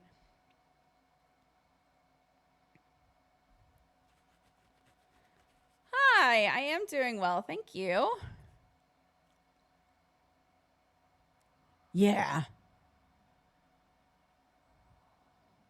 There's a type of dog that Sam really likes. And it's a dog that would need to be brushed a lot. And I'm like, maybe I can make yarn out of it. Wool is rough for that. From my experience, it's the oils. But I've stripped it, though. Have I not stripped it enough? I feel like I've done my due diligence. I've washed it a few times, and then from what I read, you have to submerge it in water that is a certain temperature, and you have to maintain the temperature for at least 30 minutes to like with soap in the water to like get the lanolin and the oil to just disperse. I've done that. But I don't know. It's my first time trying to do all this, so maybe I fucked it up.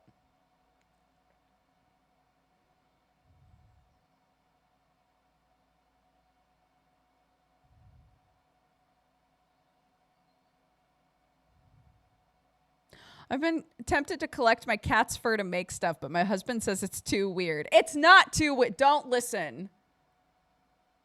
It's not too weird. If you're crafty and there's hair around, make something. That's fun. Is it people hair? I've also come around on making stuff out of people hair, if I'm totally honest with you. Apparently that is an old school thing that people used to do, is make like bracelets and stuff out of their hair, and it looks beautiful. I've come around on that. I used to think that was very creepy. But cat hair, do it.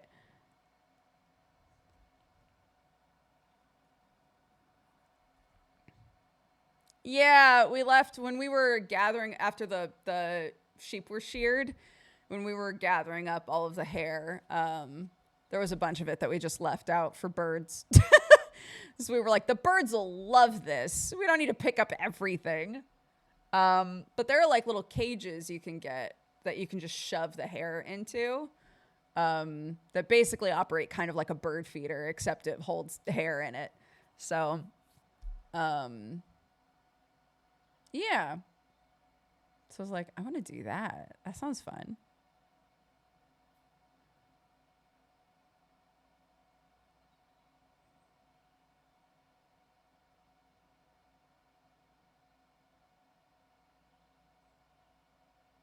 Oh, when we brush our husky, we leave the fur outside and you can watch birds pick it up all day. That's so cute. I love that.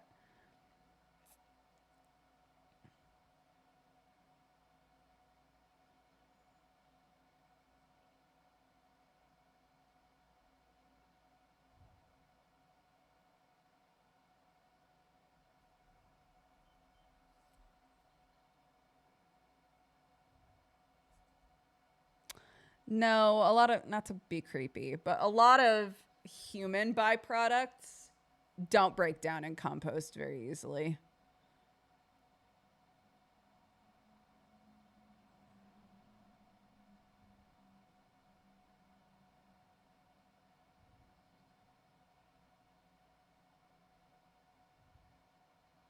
Yeah, there are people that you can go to and send them your hair and they'll make like beautiful jewelry out of your hair. It's amazing.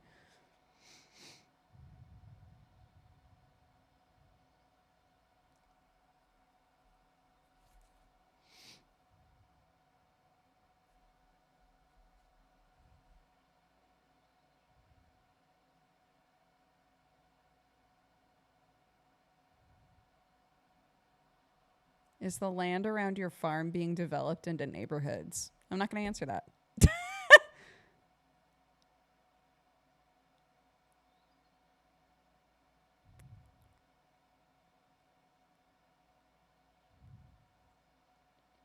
There's a museum I went to that has a hair wreath.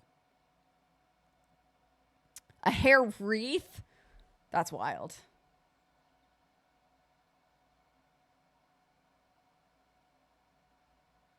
Yeah, I don't think you asked that for a creepy reason, but I'm still not going to answer it.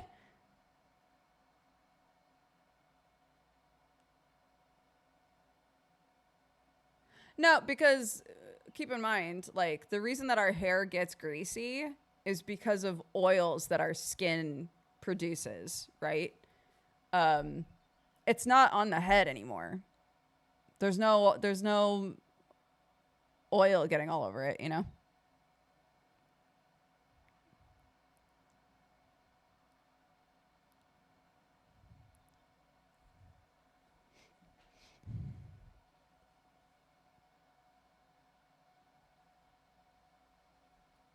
What if I wore it like a wig? Then just buy a human hair wig, dude.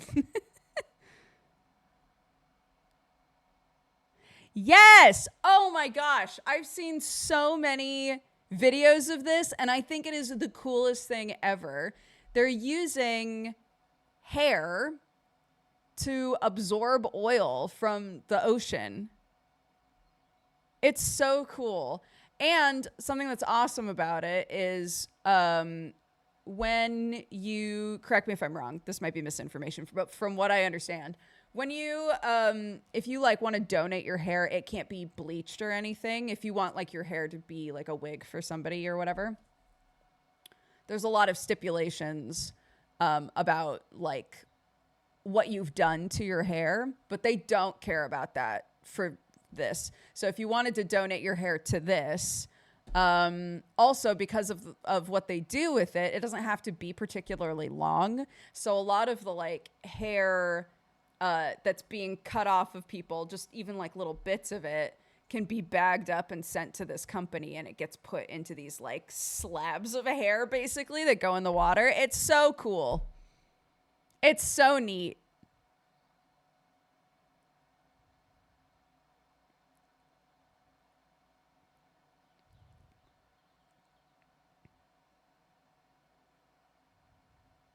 Yeah.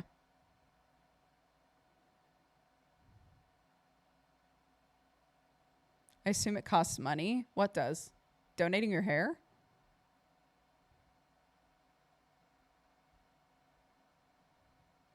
It's to help absorb oil from oil spills in the ocean. You're not like buying it from someone to use it. But if you wanted to use your own hair, I think the original version of this, like if you have oil that you need to absorb for some reason, I think the original version of this was hair stuffed into like nylon stockings or something and then just put in the water. So you can make your own pretty easily if for some reason you had need of that.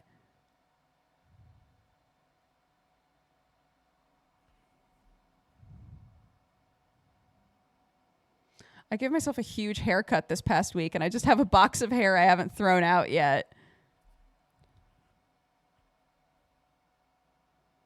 That's true. You might have to pay for postage. I hadn't thought about that.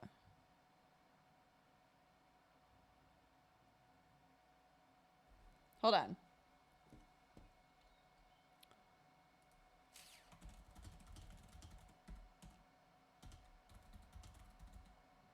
Where to donate hair for oil spills?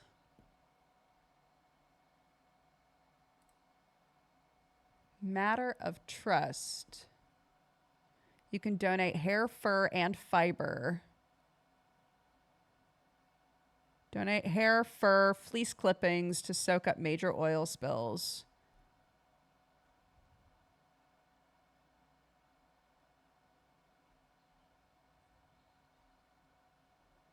This isn't the exact place that I saw before, but yeah, it looks like if you just type in donate hair for oil spills, stuff pops up. So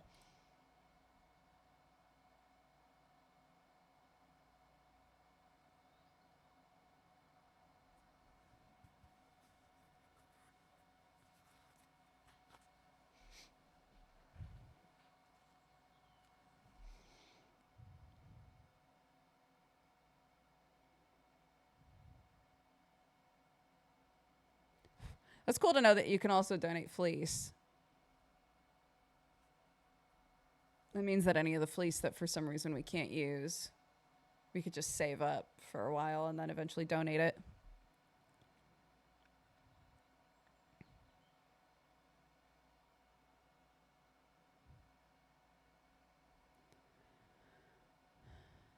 Who is that girl I see staring straight back at me? I'm a trained singer, by the way.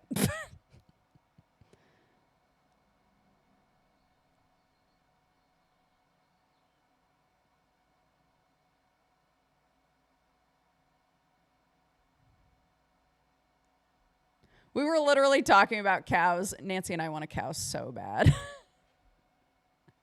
They're so cute. Cows are just giant dogs.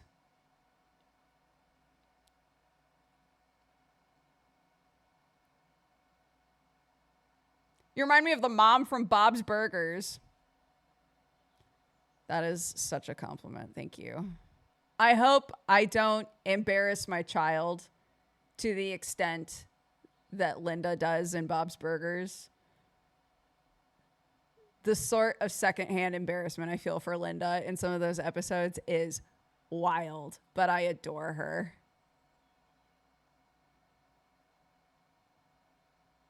It's inevitable. No!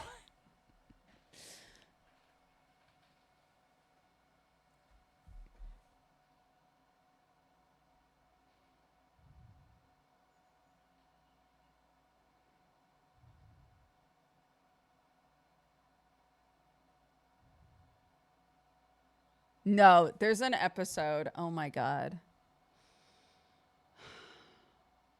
There's an episode that made me go, Linda, go home. I'm begging you to go home. Don't do what I know you're going to do in this fucking episode. There's an episode where the kids go on a field trip, and Linda and Tina are going to share a room, and Tina makes a friend and is like, hey, can I actually room with my new friend and you room with my friend's mom? And Linda's like, okay, I mean, I guess so. And this mom that she bunks with is immediately like, it's beginning, isn't it? She's never going to talk to you again. She hates you now, right? Like fully putting her own insecurities on Linda. And Linda's like, no, of course not. Tina and I aren't like that. She's my little girl. She's my baby girl. We're besties, you know? And of course goes way too full on because she's Linda, and tries desperately to prove to Tina that they're best friends and that she doesn't need to be embarrassed by her mom. She's a cool mom, right? And everything that Linda does in that episode, Tina's like, I'm begging you to stop. I am begging you to stop. To the point that it escalates to the point where there is a keynote speaker at this field trip who's gonna talk about being a scientist or whatever. And Tina gets selected as somebody to ask a question, and her question is going to be, what inspired you to like pursue this work? And Linda breaks into her green room and is like, my daughter's going to ask you this question, and I need you to tell her that it was your mom, that your mom is what inspired you. And she's like, I'm not going to do that. That's a lie. And she was like, you have to, right? And this lady comes out, does her speech, takes the questions, and Tina's like, what inspired you to pursue this work? And she's like, it was a teacher that did such and such for me. And Linda fucking freaks out in the middle of an auditorium and is like, are you sure? Are you sure it wasn't your mom? It was so unhinged, dude. This episode was so unhinged.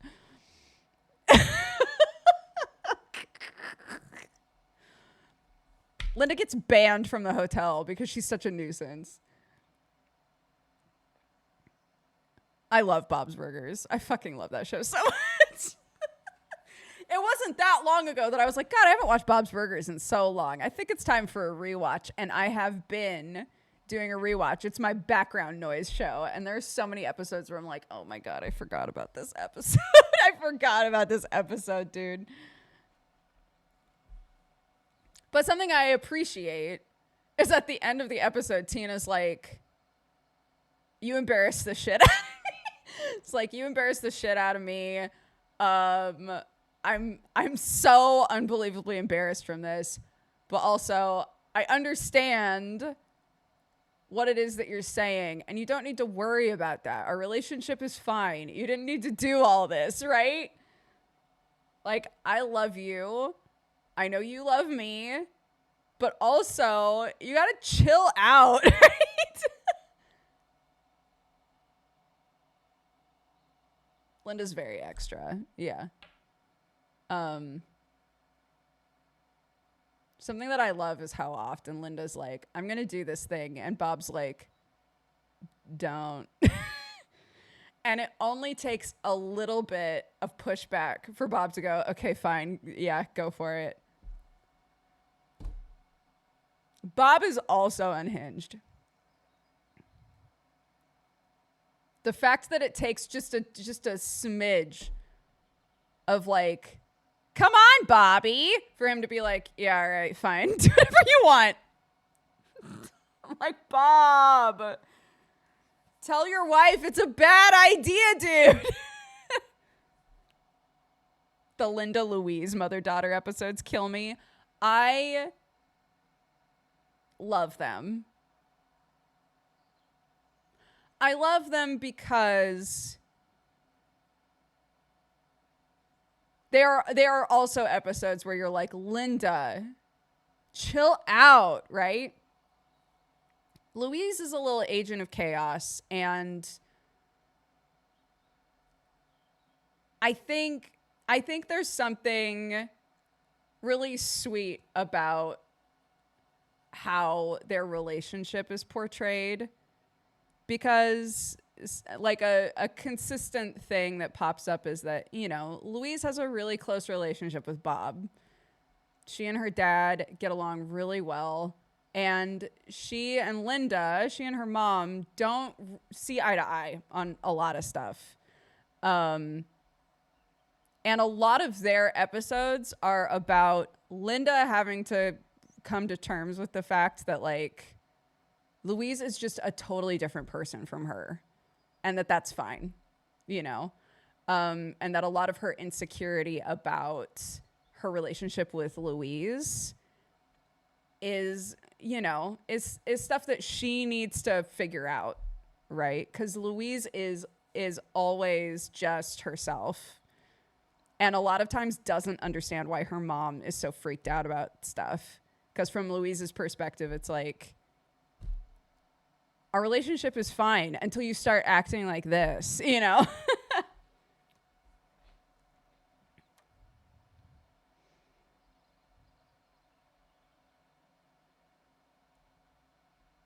Anyway, it's great. Hey, you should watch Bob's Burgers. It's a great show. It's a great show. I love all the characters in Bob's Burgers. They are all ridiculous. But like, they love each other so much. When we were talking about Sherlock earlier, and how like the trope of this guy who's just like so smart and above everybody and like doesn't respect anyone, and like everybody's tired of that, right? I think everybody's tired of family sitcoms, cartoon or otherwise, family sitcoms where the characters don't love each other. They don't respect each other. They don't try to do right by each other. A lot of Bob's Burgers is people trying to do right by each other, but in a way that makes no fucking sense at all. And the whole episode, you're like, stop. Why are you doing this, right? Or just the whole family being in on something silly, right? They're all doing it. And you're like, why? But they love each other. Everybody loves each other so much in that family. It's great.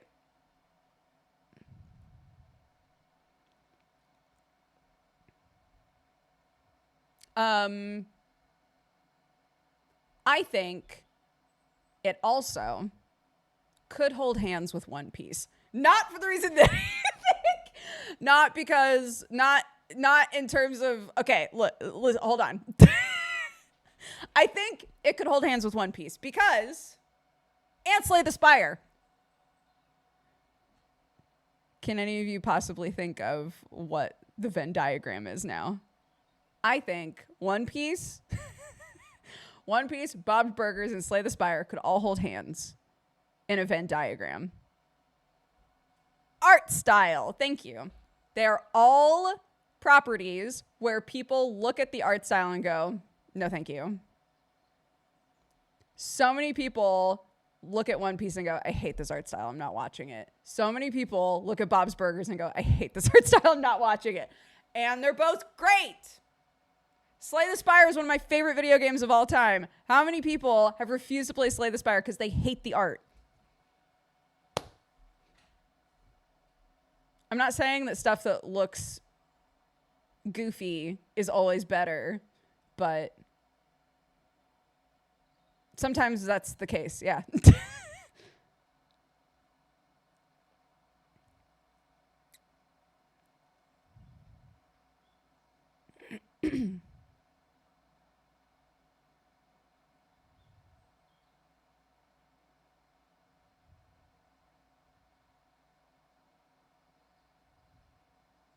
Are you aware of Slay the Spire 2? Of course. Of course. That's why I played it yesterday. We played Slay the Spire on stream yesterday. Because I was like, it's happening! I'm really surprised that they decided to stick with basically the same art style. Like, it's updated a bit, but, like, essentially it's the same, you know?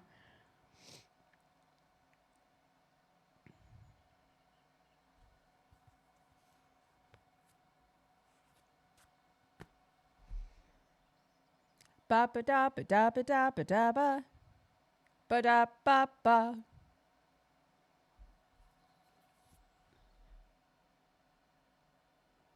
I usually pass on games that awkwardly mix in cards. Oh my god, I love that game so much. But, you know, Balatro came out and everybody is slobbering over that game and I do not enjoy it. You just don't know what you're going to like until you play it sometimes. You know, it can tick every box for you. And the opposite. Sometimes you're like, this game is nothing like what I normally play, and you end up really enjoying it. So you never know.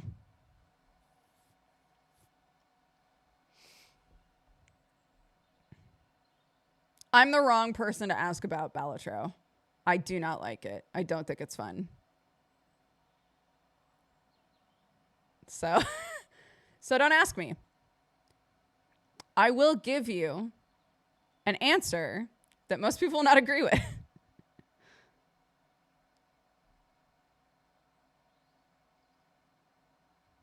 Yeah, I also wondered if maybe I haven't like, ooh, look at that nice little red ring on my head. I never wear hats. Not hats like this. Or a lot of beanies, but I don't wear hats like this. I also wondered if whoever did the art on Slay the Spire, I should probably look it up. Whoever did the art on Slay the Spire, maybe they just have a really good relationship with that person, or that person was also involved in the rest of the development. And so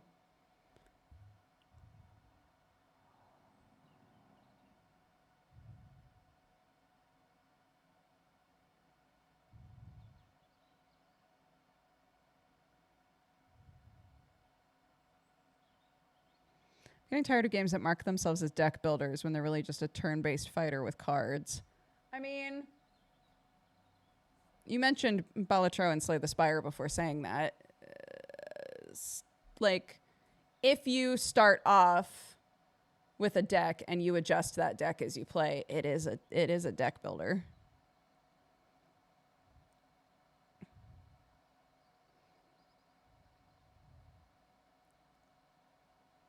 I do consider those deck builders. Okay. From the way that you wrote it out, I thought you were saying, and neither of those are deck builders. And I was like, but you do build the deck as the game goes on.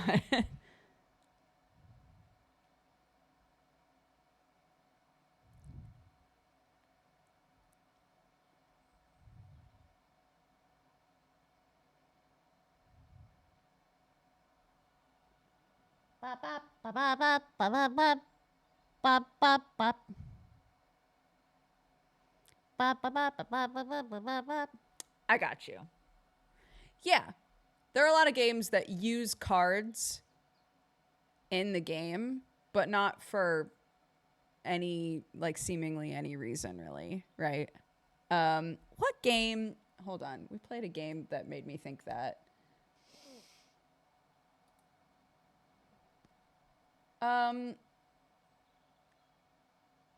Goblin Stone is a little like that. I'm not sure why they chose to use cards. Maybe for clarity. Maybe it feels like cards are really clear. But I don't think cards are a necessity in Goblinstone, right? Touchy Gamer, thank you very much for subscribing. Welcome to the Cat Gang. I hope you're having a great day.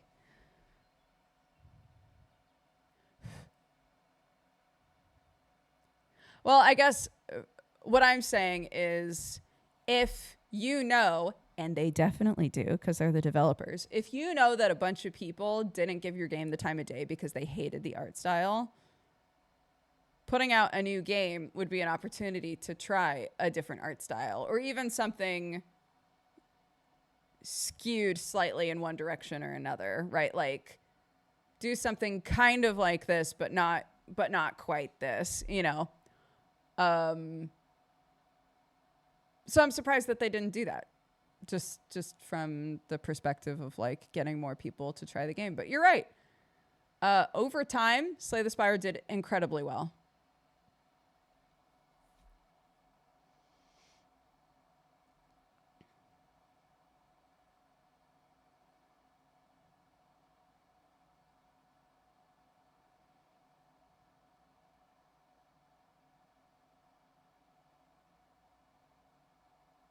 I really don't see what was controversial about the art style of Slay the Spire. People just didn't like it. And I won't count myself out. I also didn't like it. When I first started playing the game. A lot of us, when it first went into early access, were surprised that that was the final art, which sounds mean.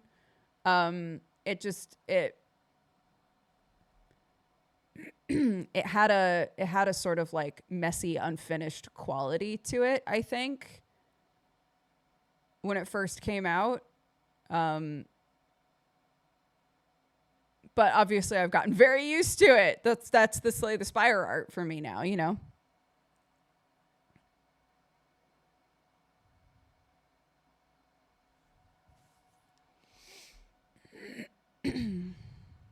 I never got into Binding of Isaac because of the art style. I hear that's a fun game, though. Binding of Isaac is an incredible game for the amount of content and just the simplicity of the gameplay.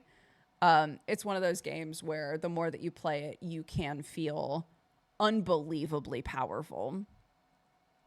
I think the problem with Binding of Isaac is that it's a poop fart game. It's a game that has a bunch of like, it's, you know, it's a poop fart game. I don't know how else to say that.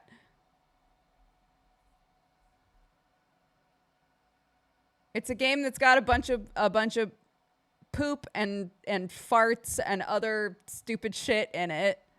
There's just stuff in it that a lot of people would be like, this is like gross humor for me, or just like, you know, it's off-putting. It's fully off-putting for a lot of people.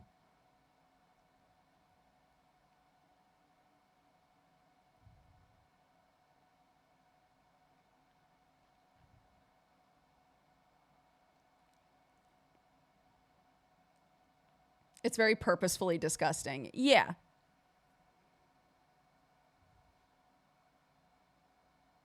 Lions in shambles. He would agree with me. Get him on the phone. Get him on the horn. Northern Lion, do you agree that Binding of Isaac is a poop fart game? Yes or no? And he will say yes, even if there also has to be a question in the middle there of like, you mean literally?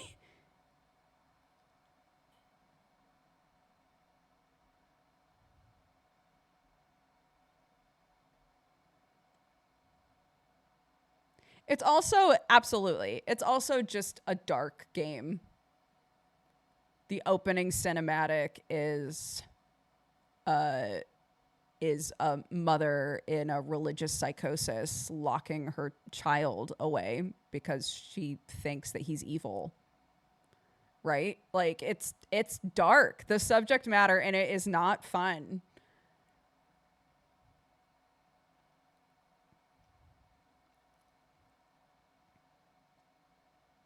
You kill things with your tears because you're such a sad boy. It's a sad game.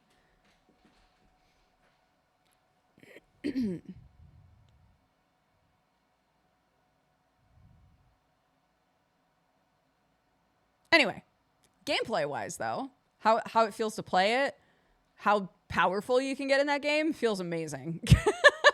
Feels amazing. And it's been around for so long that I think it kind of permanently altered our expectations for games like that. Rogue games that don't have a lot of options for how for variety of builds and things. If it's a game that says like, yeah, we create a dungeon on the fly for a run and there are lots of different items you can get. I think we got fully spoiled by Binding of Isaac in terms of how many items we think there should be and how they blend together. They've just been around for so long. They've had the time to establish that.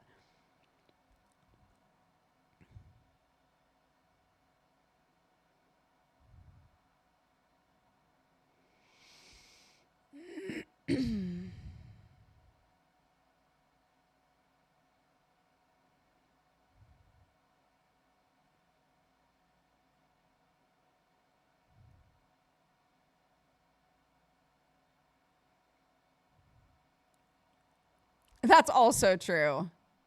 When a game gets popular enough that the modding community also adds to that. Mm-hmm. I don't think I've ever played Binding of Isaac with mods. Have I? I don't think I ever have. I always play Slay the Spire with mods. I don't think I've ever played Binding of Isaac with mods, though.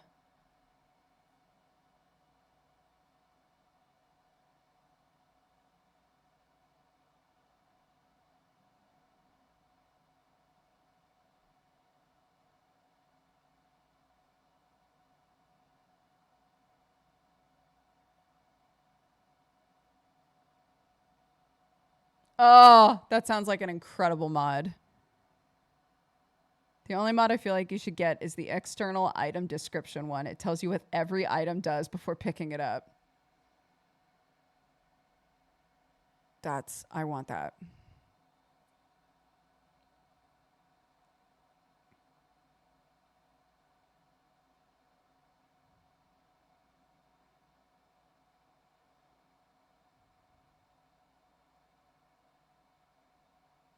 Part of the fun is not knowing. I guess it depends. Yeah. There are some things like quality of life things with, again, just because I use mods on that game, with Slay the Spire, that if I play without mods, I'm like, what's the fucking point?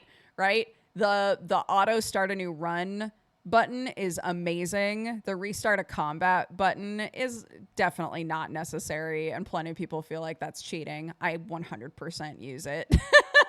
I 100% use it if I made a dumb choice in the middle of a fight. And I'm like, well, I don't want the whole run to go to shit. Yeah, that sort of stuff. So nice.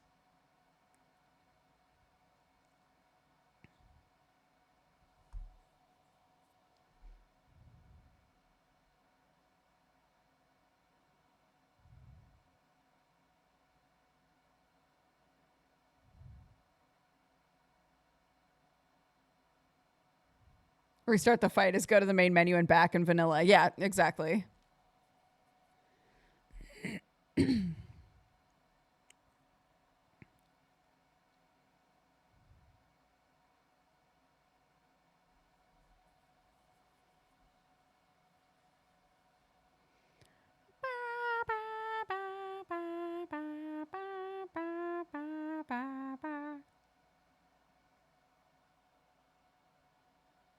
It's almost time to start setting up for Gekenders.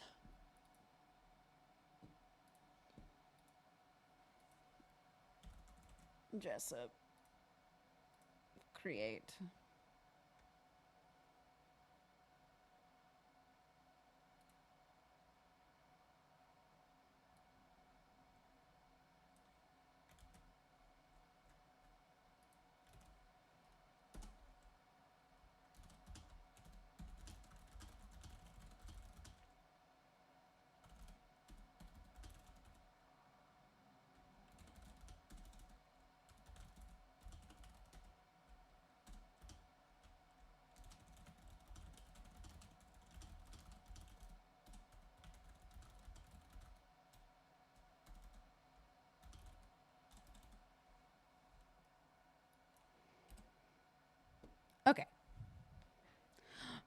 Send me energy to wash all the dishes. You got this. You got this. I believe in you.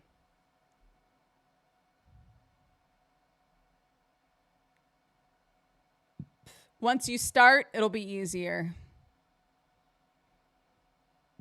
If you got gloves, if you don't like your hands getting all weird when you wash dishes, if you got gloves, put on gloves. Sometimes that's the mental hurdle I have, is like, I just don't want to touch dirty dishes. And then I put on gloves and it fixes it.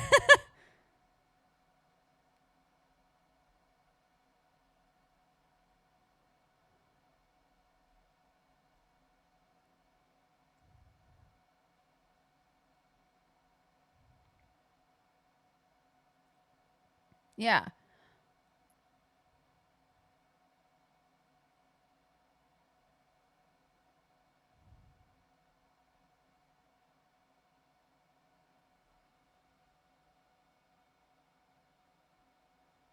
Just leave them dirty and buy new ones each time. Oh my god.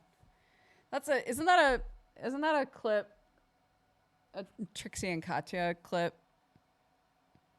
Or Katya's like, yeah, sometimes when I have too much laundry to do, I just go out and buy new clothes.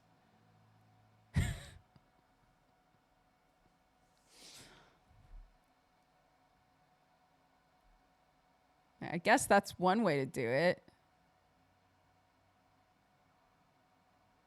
I said that because somebody in chat was like, just buy new dishes.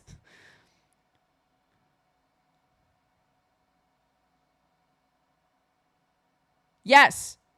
Yes. The new socks thing? Yeah. Yeah. I knew, not a friend.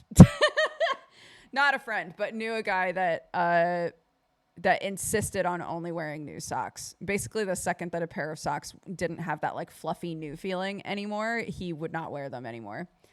And now, at this point in my life, I'm like, I wonder if that's like a weird texture issue. At the time, we were like, you are wasting so much money on socks. So many people could be socked.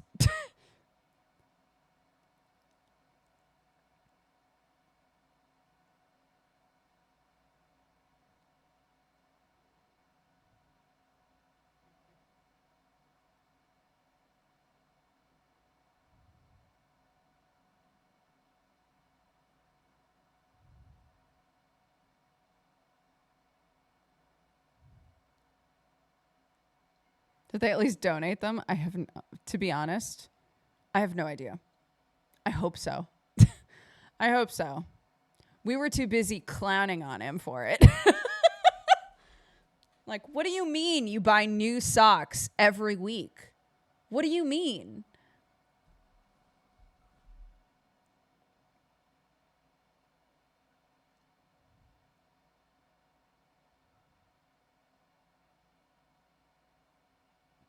Yeah, donate them as sock puppets, exactly.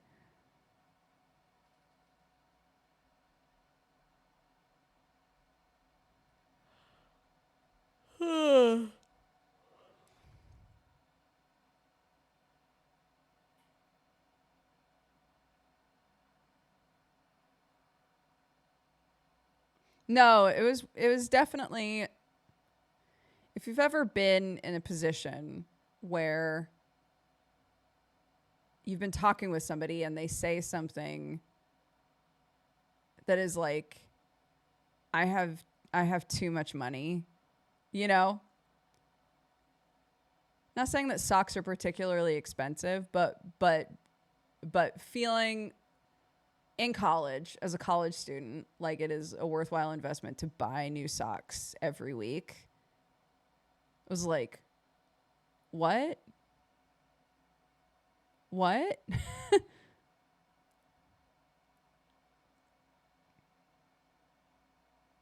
Save the socks. Yeah. I don't. Whenever I buy socks on Amazon, they say, "Would you like to set up a monthly subscription?" Oh my god. Maybe that guy works at Amazon now, dude.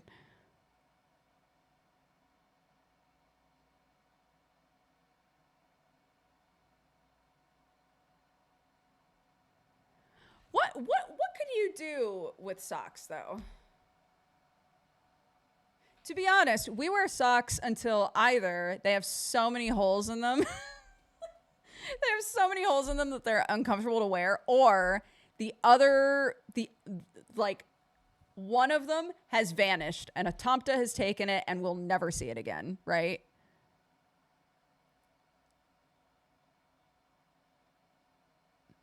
But I'm like, what?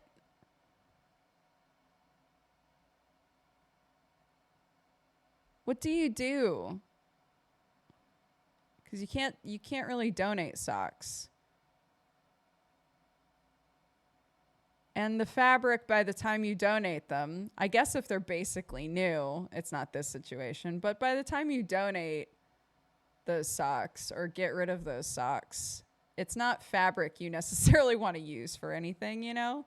I guess you could keep it as stuffing material. You could shred it up and use it as stuffing material. Make dog toys? That's good.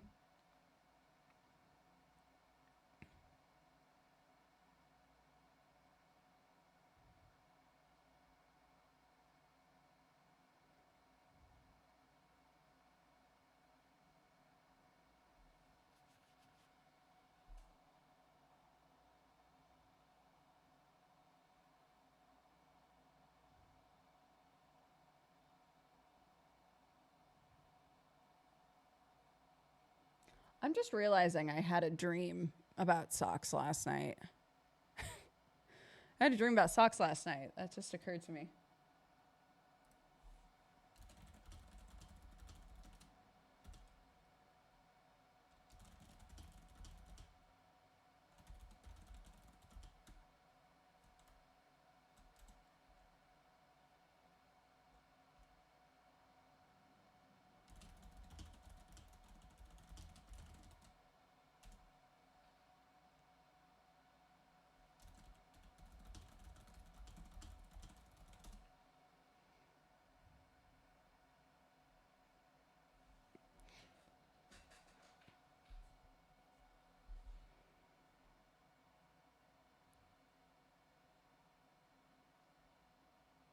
I remember people filling socks with rice like a hacky sack.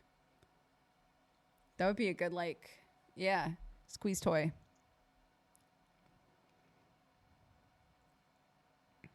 I've had the most vivid dreams for 3 nights straight. If I wake up and go back to bed, I have another one. I hate that shit. That hasn't happened to me in a while, but when you're having a dream and you don't like it, it's not a good dream. You wake up a little bit and you're like, thank God. And then you go back to sleep and the dream just keeps happening. I hate that. I hate that so much.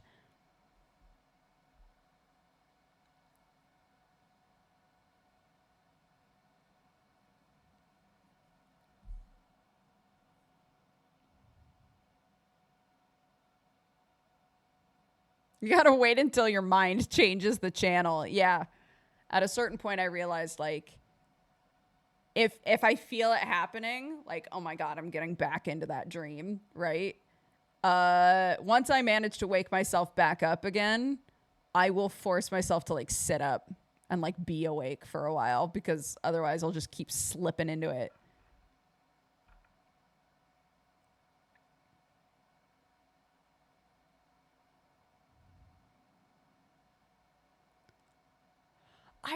Apparently that is, like, one of the most common dreams. Teeth falling out is apparently one of the most common things that people dream about, like a nightmare adjacent thing. I don't think I've ever dreamed about my teeth falling out.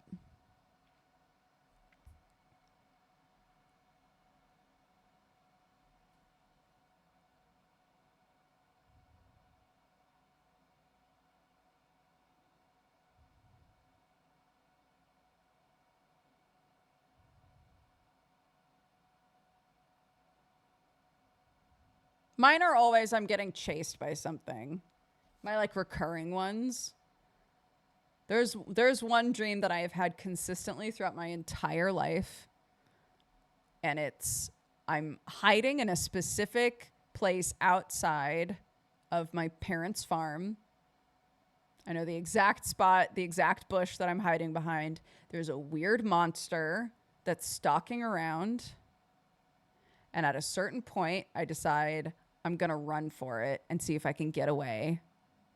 And when I try to run, the thing finds me and catches me. And then it restarts and I'm back behind the bush again. And I'm stuck in a loop of trying to run away from this monster over and over and over again. And I hate it. I hate that dream so much.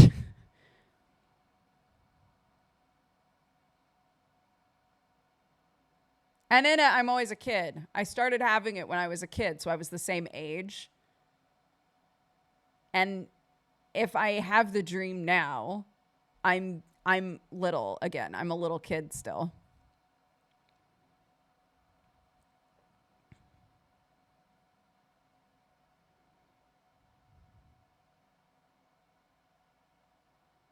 Yeah, it's always the same monster. It's like a giant white monster.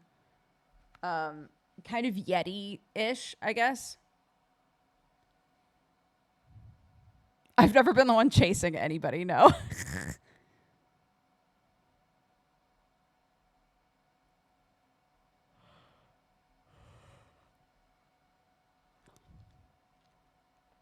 Hello, Dick. I'm gonna call you in a minute, bud.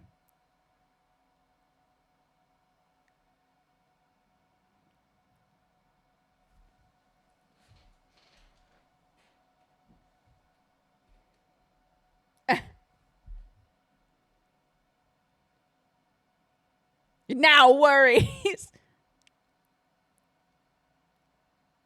A moomin. Oh my god, I wish. I wish.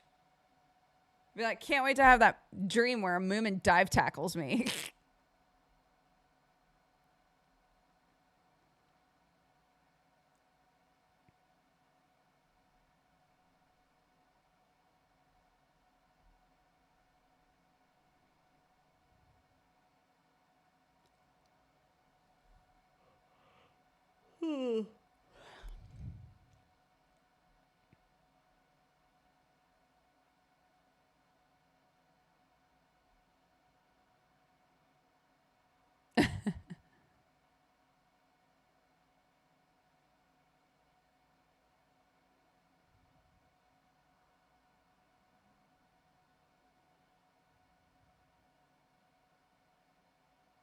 Sorry. I'm reading people's dreams. Everybody's typing out their dreams.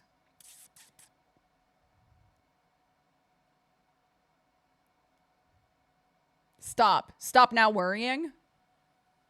Never.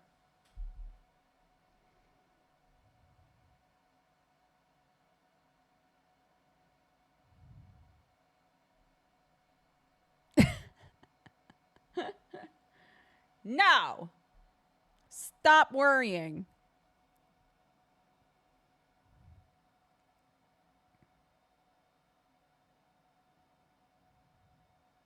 Yeah, now worries is really good. It feels like one of those shirts that's like translated in a weird way, but for some reason is a vibe, you know?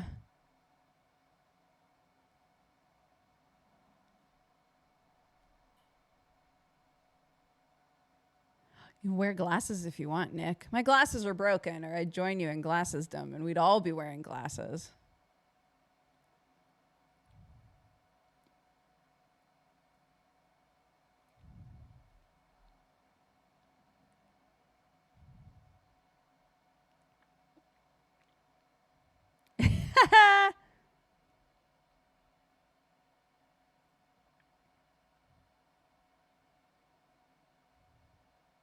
Clarky broke her glasses. So we're ordering her new ones. But just in case, because kids' bodies are constantly changing, we're getting her eyes rechecked just to make sure.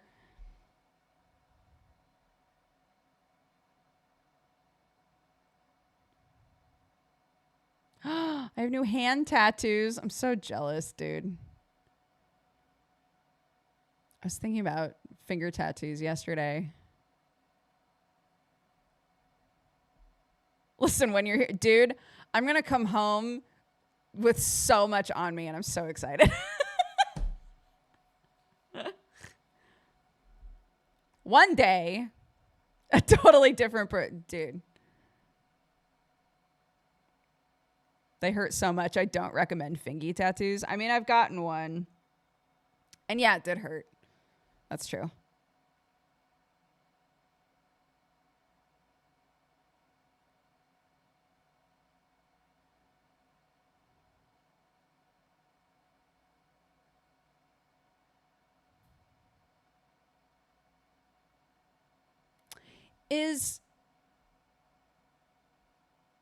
I've always wondered about this. Is hand poke feels like it would be harder to sit through? Is it not? Is it just different?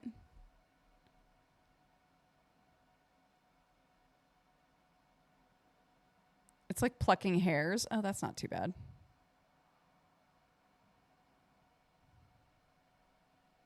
Very different. I do. I have a big, hold on.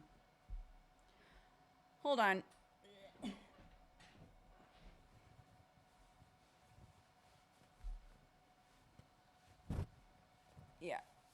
I've got like a bunch of shit and it goes onto my back and stuff. And I've got a thing here. I've got stuff.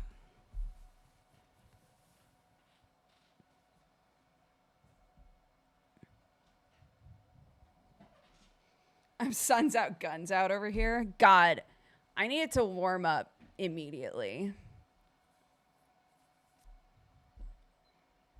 I can't wear any of my like shitty skater boy shirts.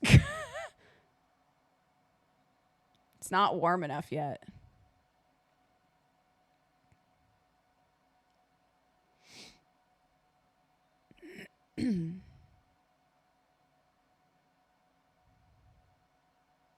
Also, we've finally done it. We've finally reached the point where I can't wear this in front of my child. I put it on. I put it on and started to walk out, and my kid goes, "Mommy, why does your sweater say fuck the world?" I was like, well, it's from a game. So.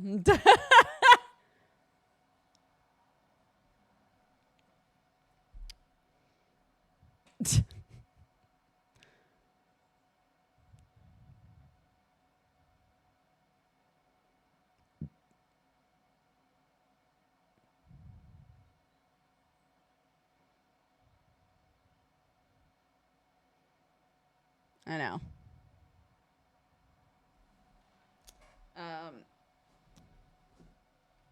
Yeah. We're very, from my perspective, I honestly don't care if my kid swears. I've made it really clear to her, like, there are certain things that if you say them outside of the house, it's a problem.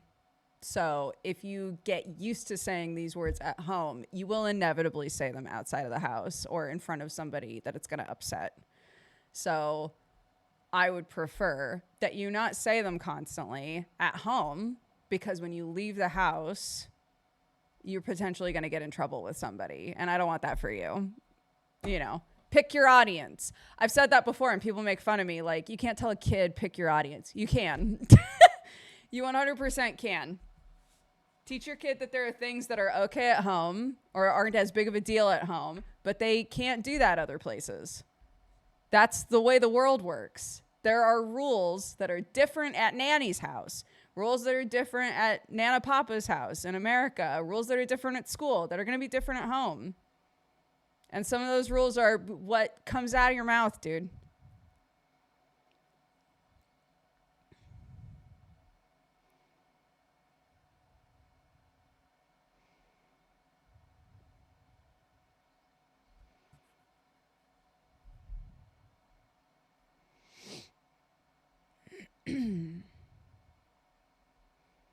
Mm-hmm. Does she swear a lot? No. No, I think one comes out like every like week and a half, 2 weeks, and it's usually because she's read something. Or because Sam will say, yeah, all this stupid shit, and she'll be like, Daddy, don't say shit. It's typically stuff like that. Mommy, why does your shirt say fuck the world? I don't know, honey. It was in a game.